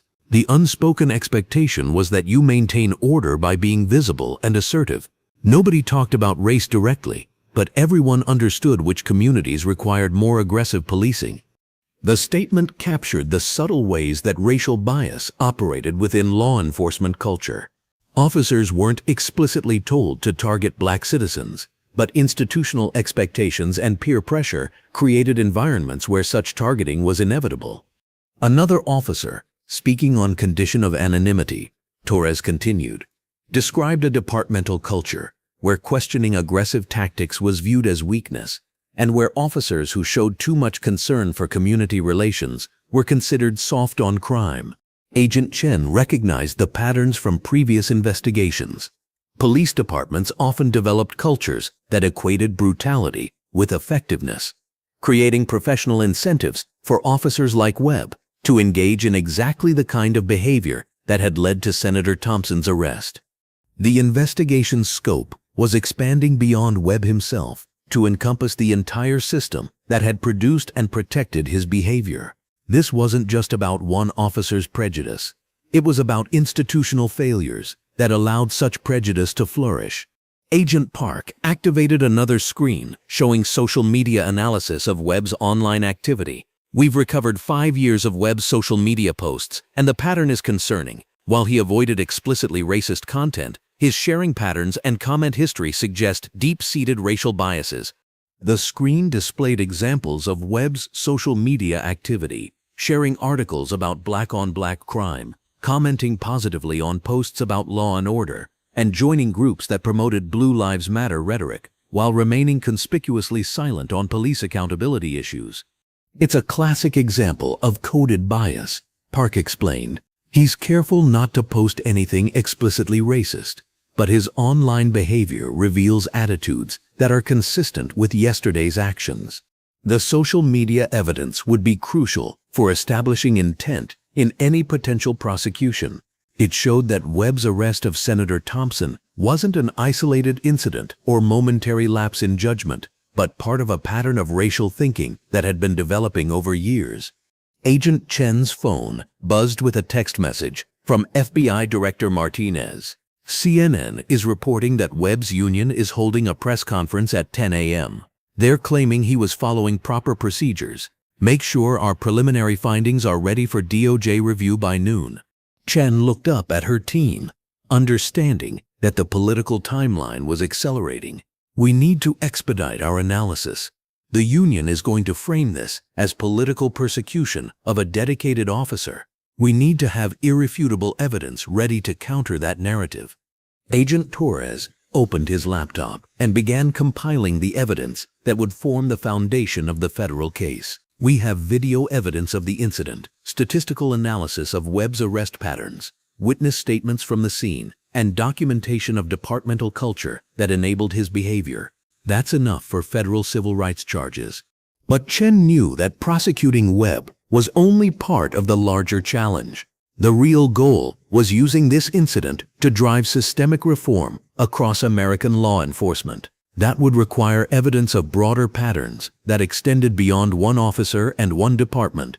Agent Martinez is coordinating with our field offices in 12 major cities, Chen announced. We're launching simultaneous investigations of police departments that have shown similar patterns of racially biased enforcement. This case is going to be the catalyst for a nationwide examination of police civil rights violations.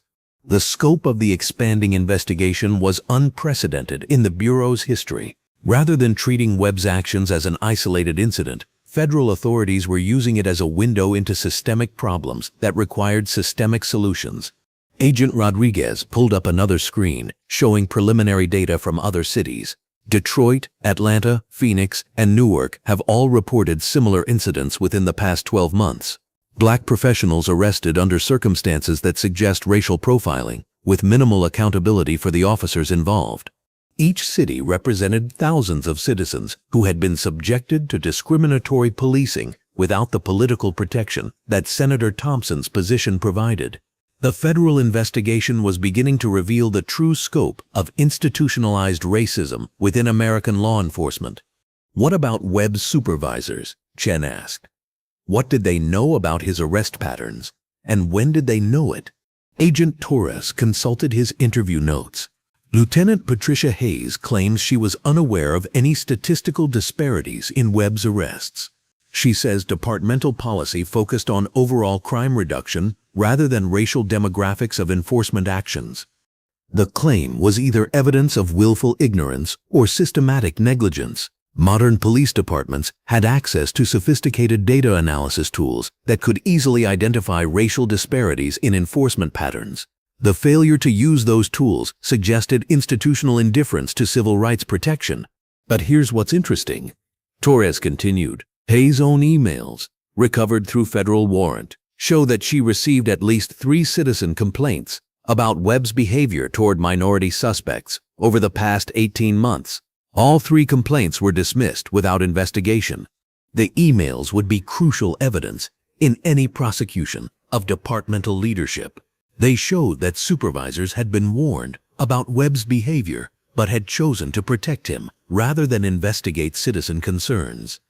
Agent Park opened another folder containing psychological evaluations and expert analysis. Dr. Angela Davis at Georgetown has reviewed Webb's personnel file and video evidence. Her preliminary assessment is that he displays classic indicators of implicit racial bias, amplified by authority and inadequate supervision. The expert analysis provided scientific foundation for what the video evidence made obvious to any reasonable observer. Webb's actions weren't the result of split-second decision-making under pressure. They were the predictable outcome of years of unchecked prejudice operating within a system designed to protect it. Dr. Davis also notes that Webb's behavior pattern is consistent with officers who view law enforcement as a tool for maintaining racial hierarchies rather than protecting all citizens equally. Park continued. She's prepared to testify that his actions represent intentional civil rights violations rather than training failures or honest mistakes. Agent Chen recognized the importance of expert testimony in civil rights cases. Juries often struggle to understand how racial bias operated in professional settings, requiring expert witnesses to explain the psychological and sociological factors that influenced officer behavior. The investigation was building a comprehensive case that connected Webb's individual actions to broader patterns of institutional racism. But Chen knew that successful prosecution was only part of the challenge. The real goal was using this case to drive reforms that would prevent similar incidents across the country. Director Martinez wants a preliminary report ready for the Attorney General by 2 p.m., Chen announced.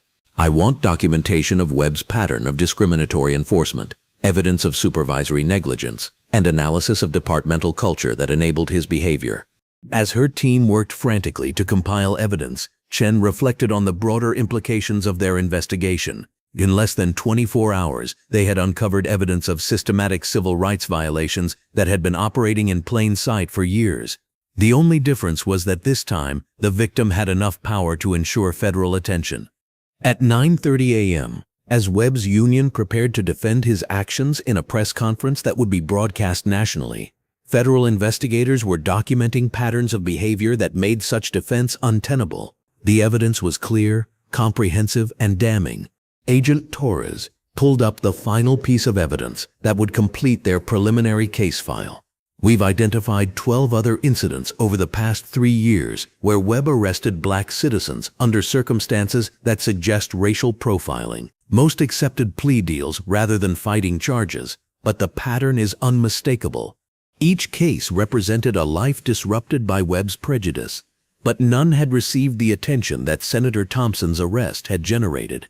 The federal investigation was finally giving voice to victims who had been silenced by a system that protected officers while criminalizing their targets. Agent Chen looked at the evidence displayed across multiple screens and felt a mixture of satisfaction and sadness. The case against Webb was ironclad, but it had taken the arrest of a United States senator to get federal attention for problems that had been obvious to anyone willing to look. The preliminary report is ready for DOJ review, she announced to her team. Tomorrow, we begin the broader investigation that will determine whether Webb is an anomaly or a symptom of systemic failure. The answer, everyone in the room already knew, was that Webb was just the tip of an iceberg that extended far deeper into American law enforcement than most people were prepared to acknowledge. But for the first time in decades, federal authorities had the political support necessary to dive beneath the surface and examine the full scope of institutional racism that had shaped American policing since its inception. The investigation was just beginning, but its eventual findings would reshape American law enforcement in ways that would protect countless future citizens from experiencing what Senator Thompson had endured on the marble steps of the federal building. Officer Marcus Webb's moment of prejudiced judgment had inadvertently triggered the most comprehensive examination of police civil rights violations in American history. Justice was finally beginning to turn its attention to those who had claimed to serve it while betraying its most fundamental principles. The police union's press conference was scheduled for 10 a.m. at the Fraternal Order of Police Lodge, but by 9:30, the building was surrounded by news vans, satellite trucks, and protesters whose chants could be heard 3 blocks away. What had started as a routine damage control effort had become a national referendum on police accountability and racial justice in America. Inside the lodge, police union president Frank Morrison stood before a mirror in his office, adjusting his tie for what he knew would be the most important and possibly career-ending press conference of his life. Morrison had spent 28 years defending police officers from criticism, but he had never faced anything like the viral video evidence of Marcus Webb arresting a United States senator for walking while black. The union's strategy had been developed overnight by a crisis management firm that specialized in law enforcement public relations disasters. Their advice was simple: acknowledge that mistakes were made while defending the broader principle of officer safety and split-second decision-making under pressure. What they hadn't counted on was the thoroughness of Webb's recorded prejudice or the political power of his victim. 5 minutes, Mr. Morrison, his assistant announced, poking her head into the office. Through the window, Morrison could see the sea of reporters and cameras that would broadcast his words to millions of Americans who had already watched Webb's actions and drawn their own conclusions about police accountability. At the same time, 3 miles away in his Senate office, Senator Thompson was preparing for his own press conference scheduled for noon. Unlike Morrison's defensive posture, Thompson's approach was carefully calculated to advance the reform agenda that had crystallized in the hours since his arrest. He had spent the morning reviewing FBI preliminary findings and coordinating with civil rights leaders across the country. The union is going to argue that Webb was following proper procedures. Maria Rodriguez, his chief of staff, told him as they reviewed talking points. They'll claim he was responding to legitimate security concerns about an unidentified individual near a federal building. Thompson smiled grimly, understanding the impossibility of that defense. Let them make that argument. Every American who watches the video can see that Webb decided I was guilty of something before he ever spoke to me. His procedures were based on my skin color, not my behavior. The media landscape had been transformed overnight by the story's viral spread. Cable news networks had cleared their morning programming to provide wall-to-wall coverage of what analysts were calling the most significant police accountability crisis since Rodney King. Social media engagement had reached Super Bowl levels, with hashtags related to the incident trending globally. At CNN's Washington bureau, senior political correspondent Amanda Rodriguez was preparing for live coverage that would make or break careers on both sides of the police accountability debate. This isn't just about one officer anymore, she told her production team as they set up for continuous coverage. This has become a national conversation about whether America will tolerate different systems of justice for different groups of citizens. The network had mobilized resources, typically reserved for presidential elections or national emergencies. Constitutional law experts, civil rights attorneys, police reform advocates, and law enforcement representatives were standing by to provide analysis and context for developments that were unfolding by the hour. Back at the police union lodge, Morrison stepped up to a podium bristling with microphones from every major news organization. The room was packed beyond capacity, with reporters standing along the walls and cameras capturing every angle of what everyone knew would be a historic moment. "Ladies and gentlemen," Morrison began, his voice carrying the weight of institutional defensiveness, "I want to address the incident that occurred yesterday morning involving Officer Marcus Webb and an individual who was later identified as Senator James Thompson." The careful phrasing referring to Thompson as an individual who was later identified was immediately noted by reporters who understood that Morrison was trying to suggest that Webb's actions were reasonable, given limited information available at the time. Officer Webb is a 12-year veteran of the force with an exemplary record of service to his community. Morrison continued, reading from prepared remarks that had been crafted to emphasize Webb's credentials while minimizing the obvious racial bias shown in the video evidence. He approached what appeared to be a suspicious individual near a federal building and followed department protocols for ensuring security in sensitive areas.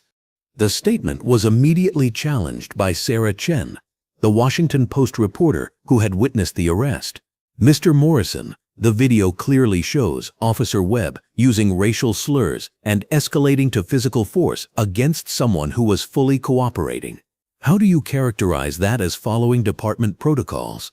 Morrison had been prepared for aggressive questioning, but the directness of the challenge caught him off guard. Officer Webb was responding to what he perceived as a potential security threat. Split-second decisions in law enforcement often appear different when viewed in slow motion and from the comfort of hindsight. The answer was a classic law enforcement defense that had been used to justify police misconduct for decades. But in the context of Webb's obviously prejudiced behavior, it sounded hollow and unconvincing. NBC's justice correspondent Michael Torres pressed further. "Mr. Morrison, Senator Thompson was wearing an expensive suit, carrying a briefcase, and showed no threatening behavior whatsoever. What specifically about his appearance or conduct suggested a security threat?" Morrison paused, realizing that any honest answer would acknowledge that Webb's suspicions were based solely on race. Officer Webb observed an individual who appeared to be conducting surveillance of a federal facility. His response was based on behavior patterns consistent with security concerns. The lie was so obvious that several reporters began speaking simultaneously, their questions overlapping in a cacophony of journalistic outrage. Morrison had just claimed that a senator walking toward a building where he had scheduled meetings was conducting surveillance, a characterization so absurd that it undermined any remaining credibility the union might have possessed. CNN's Amanda Rodriguez managed to cut through the noise. "Mr. Morrison, are you seriously suggesting that a United States senator walking to a scheduled meeting represented a security threat worthy of arrest?" Morrison realized his mistake too late. By defending Webb's actions as security-related, rather than acknowledging the obvious racial bias, he had painted himself into a corner that required increasingly ridiculous explanations. At the time of the encounter, Officer Webb was not aware of the individual's identity or purpose. Morrison replied, his voice showing the strain of defending the indefensible. Law enforcement officers must make decisions based on available information, not information that becomes available later. Fox News correspondent Lisa Park, representing the network most sympathetic to law enforcement perspectives, tried to help Morrison with a softball question. What would you say to critics who argue that this incident is being politicized to attack law enforcement generally? Morrison seized the opportunity to shift blame away from Webb's actions and toward what he characterized as political opportunism. This incident is being used by politicians and activists who have always opposed law enforcement to advance their anti-police agenda. Officer Webb is being scapegoated for doing his job in a difficult situation. But even Park's sympathetic framing couldn't overcome the visual evidence that had been playing on loop across every news platform. The video of Webb's aggressive approach and immediate escalation to force had been analyzed frame by frame, making clear that his actions were based on racial assumptions rather than legitimate security concerns. The press conference was rapidly becoming a disaster for the police union, with Morrison's defensive answers highlighting rather than minimizing the obvious problems with Webb's behavior. Social media was exploding with real-time reactions from viewers who could see the contradiction between Morrison's claims and the video evidence. Dr. Angela Davis, the civil rights historian, whose analysis had been trending since the morning, live tweeted her response to Morrison's performance. Watching police union president argue that arresting a senator for walking while black was proper security procedure. This is why reform is impossible within current system. The tweet was retweeted over 30,000 times within 15 minutes. Meanwhile, at the Hart Senate office building, Senator Thompson was watching Morrison's disastrous performance with satisfaction that bordered on vindication. Each defensive answer was making the case for comprehensive police reform more powerfully than any legislative argument ever could. They're destroying themselves. James Morrison, Thompson's legislative director observed as they watched the live coverage. Morrison is actually making Webb's racial bias more obvious by trying to defend it as legitimate police work. Thompson nodded, understanding that the union's defensive strategy was inadvertently advancing his reform agenda. Sometimes the best way to expose a flawed system is to let its defenders explain why the flaws are actually features. The political implications were enormous. Republican senators who had previously opposed police reform legislation were now facing constituents who had watched a United States senator be arrested for walking while black, with the police union defending such actions as appropriate law enforcement. At 11:30, Morrison's press conference reached its nadir when ABC's Chief Justice correspondent David Kim asked the question that everyone had been waiting for. Mr. Morrison, if Officer Webb's actions were appropriate, would you support similar treatment for white individuals who approach federal buildings? Should we expect to see white businessmen in suits arrested for walking near government facilities? Morrison's pause lasted long enough for every viewer to understand that he had no reasonable answer. The question exposed the racial double standard that made Webb's actions defensible in the union's view. They were appropriate for black citizens, but unthinkable for white citizens. Officer Webb's response was based on the totality of circumstances present at that specific time and location. Morrison finally replied, his answer so generic that it said nothing while revealing everything. Kim pressed the obvious follow-up. What circumstances specifically? Senator Thompson was well-dressed, carrying a briefcase, and walking normally toward a building where he had scheduled meetings. Which of those circumstances justified arrest? Morrison's press conference had become a public dissection of police racial bias, with each question forcing him to defend increasingly indefensible positions. The union's attempt at damage control had become an extended demonstration of exactly the kind of thinking that had produced Webb's actions in the first place. At noon, as Morrison's press conference mercifully ended in confusion and contradictions, Senator Thompson stepped up to his own podium in the Hart Senate office building. The contrast could not have been more stark. Morrison's defensive desperation replaced by Thompson's calm authority, the union's institutional protection replaced by moral clarity. Yesterday morning, I was arrested by Officer Marcus Webb for the crime of walking while black near a federal building where I had scheduled meetings, Thompson began, his voice carrying the weight of personal experience and institutional authority. Today, we've heard his union defend those actions as appropriate law enforcement. The assembled reporters hung on every word, understanding that they were witnessing a historic moment when American democracy confronted its own contradictions in real time. I want to be clear about what happened yesterday, Thompson continued. Officer Webb didn't arrest me because of my behavior, my appearance, or any legitimate security concern. He arrested me because his training, his department's culture, and our society's tolerance for racial bias led him to see a black man and assume criminality. The statement was powerful in its simplicity, cutting through the union's defensive rhetoric to focus on the fundamental issue of racial justice in America. But I also want to be clear about what this incident represents. Thompson said, his voice gaining strength as he moved toward the broader implications. This wasn't an isolated incident or a momentary lapse in judgment. This was the predictable result of a system that has consistently produced different outcomes for different groups of citizens. Thompson's approach was strategically brilliant, using his personal experience to illuminate systemic problems while positioning himself as a catalyst for reform rather than a victim seeking sympathy. The FBI investigation that began yesterday has already identified patterns of discriminatory enforcement that extend far beyond Officer Webb or his department. Thompson continued, revealing information that sent reporters scrambling for their phones to break the news. We are discovering that what happened to me happens to black citizens across this country every day, with the only difference being that most victims don't have the platform to demand accountability. The revelation that the FBI had found systematic patterns of discrimination elevated the story from individual misconduct to institutional crisis, exactly as Thompson had intended.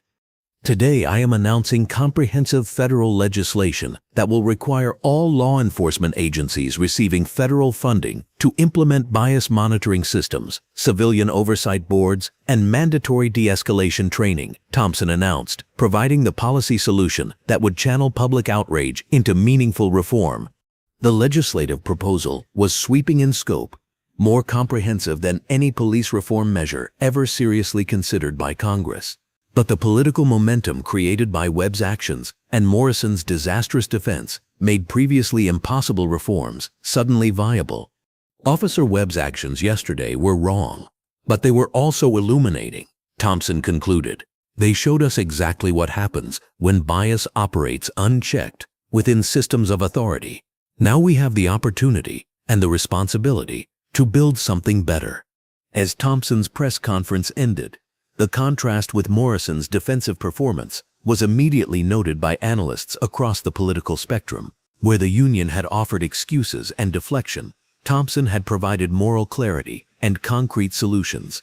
The media storm that had begun with viral videos was now driving a national conversation about the fundamental nature of American justice. Webb's moment of prejudiced judgment had inadvertently created the political conditions necessary for the most significant police reform in American history. By evening, polling data would show that 73% of Americans supported Thompson's proposed reforms, with even traditionally conservative demographics expressing support for measures that would prevent similar incidents. The visual evidence of Webb's racial bias had overwhelmed traditional partisan divisions, creating broad consensus for change that had seemed impossible just days earlier. Officer Marcus Webb, sitting in his apartment and watching his Union president's disastrous defense of his actions, began to understand that his career wasn't just over. It had become a catalyst for exactly the kind of police accountability measures that he would have opposed if asked just days earlier. The wheels of justice were turning, and they were crushing everything in their path with the inexorable force of moral clarity backed by political power. 3 months after the arrest that shocked the nation, the Senate Judiciary Committee hearing room was packed beyond capacity for what legal historians would later call the most significant police accountability hearing in American history. Senator James Marcus Thompson sat at the committee chairman's position, his presence serving as a living reminder of why the gathered officials were there to fundamentally reshape American law enforcement. The morning sun streamed through the tall windows of the Hart Senate office building, illuminating a scene that would have been unimaginable just months earlier. At the witness table sat former Officer Marcus Webb, his police uniform replaced by an ill-fitting suit purchased for what everyone knew would be his final appearance as a public figure before disappearing into the anonymity that awaited disgraced former cops. Webb's transformation was complete and devastating. The confident swagger that had characterized his approach to Senator Thompson on the federal building steps had been replaced by the defeated posture of someone who had watched his entire world collapse in real time. His career was over, his pension forfeited, his reputation destroyed. But more than that, he had become the unwitting catalyst for reforms that would prevent thousands of future officers from following his path. "Officer Webb," Senator Thompson began, his voice carrying the calm authority that had made him one of the most respected figures in Congress. "Thank you for appearing before this committee today. I know this hasn't been easy for you." The courtesy was genuine but strategic. Thompson understood that Webb's cooperation was essential for building the comprehensive record of police dysfunction that would justify the sweeping reforms already moving through Congress with unprecedented bipartisan support.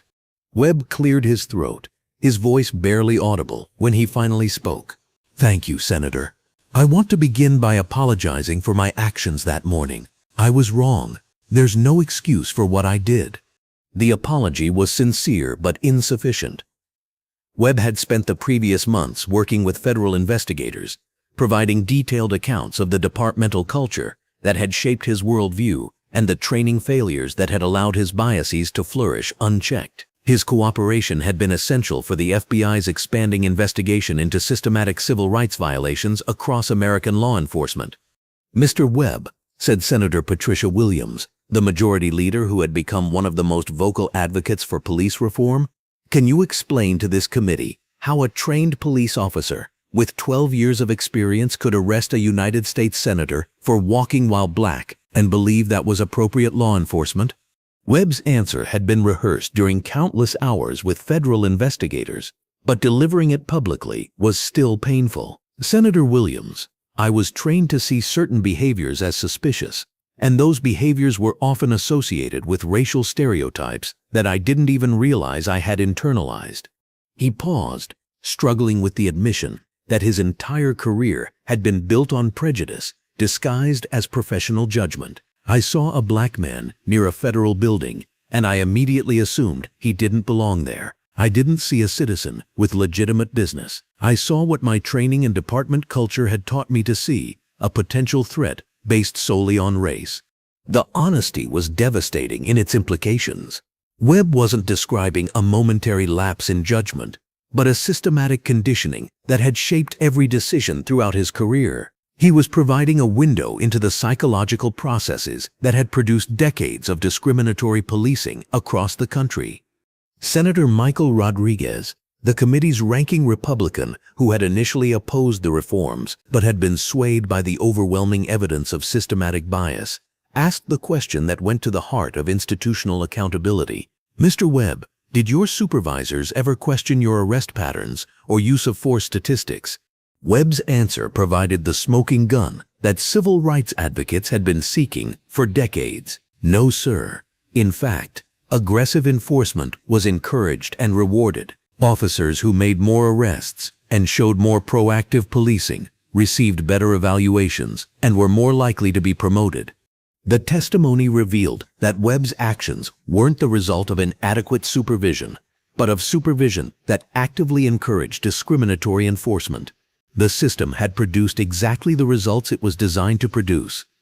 Dr. Angela Davis, the Georgetown civil rights historian, who had become one of the leading voices in the national conversation about police reform, was called as an expert witness to provide context for Webb's testimony.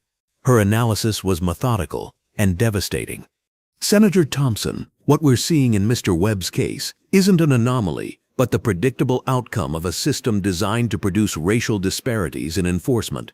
Dr. Davis testified. The training, the culture, the incentive structures, all of it combines to create officers who criminalize black existence while protecting white citizens from similar scrutiny.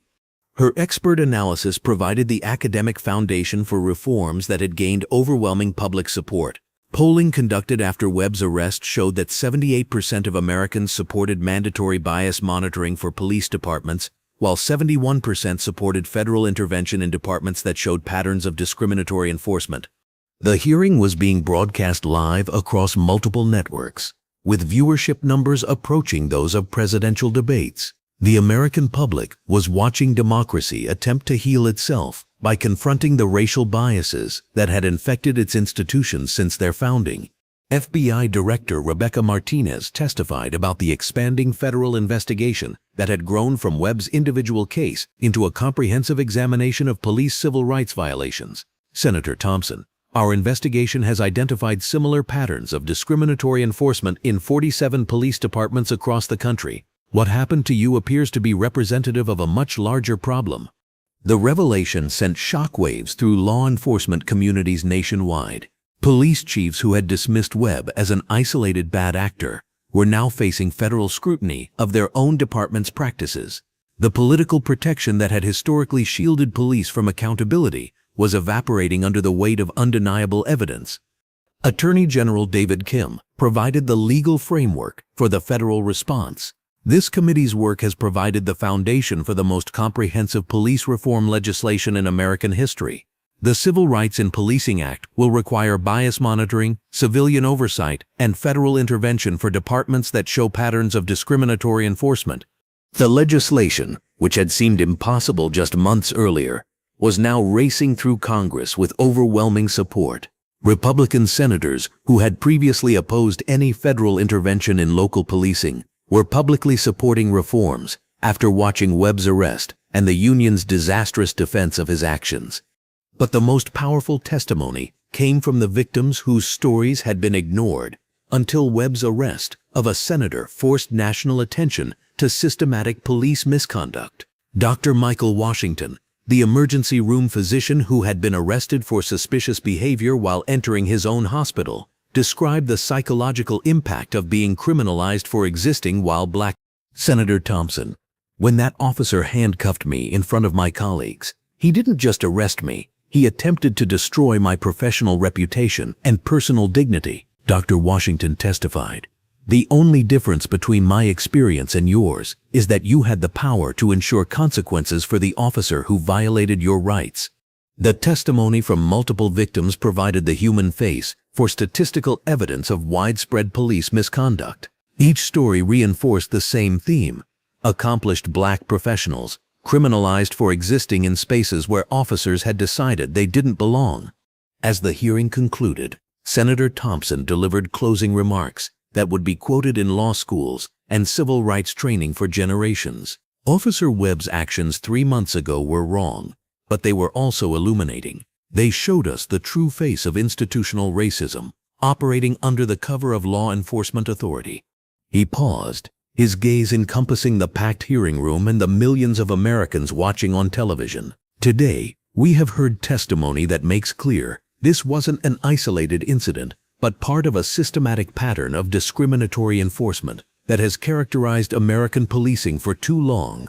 Thompson's voice gained strength as he moved toward his conclusion. The reforms we are implementing won't just prevent future Marcus Webbs.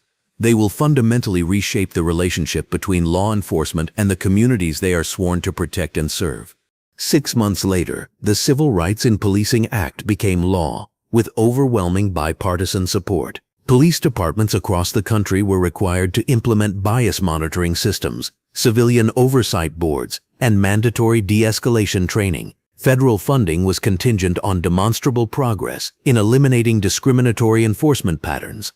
Marcus Webb was sentenced to 2 years in federal prison for civil rights violations, but his real punishment was watching his moment of prejudiced judgment become the catalyst for exactly the kind of police accountability measures he would have opposed throughout his career. His arrest of Senator Thompson had inadvertently triggered the most significant law enforcement reforms in American history. Senator Thompson's legislation became a model for international police reform efforts, with delegations from around the world studying how American democracy had confronted and addressed institutional racism within its law enforcement agencies. The federal building steps where Webb had arrested Thompson became a pilgrimage site for civil rights advocates, celebrating the transformation of personal injustice into systemic change. In the end, Webb's career wasn't just destroyed, it was transformed into something larger than he could have imagined.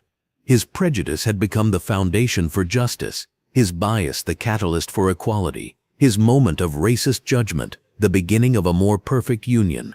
The wheels of justice had turned completely, crushing not just Webb's individual prejudice, but the entire system that had produced and protected it.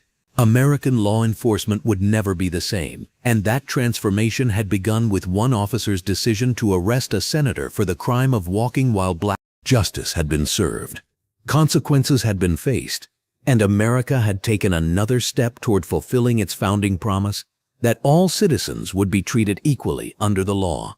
Webb's story was over, but the reforms it had sparked would protect countless future citizens from experiencing what Senator Thompson had endured on those marble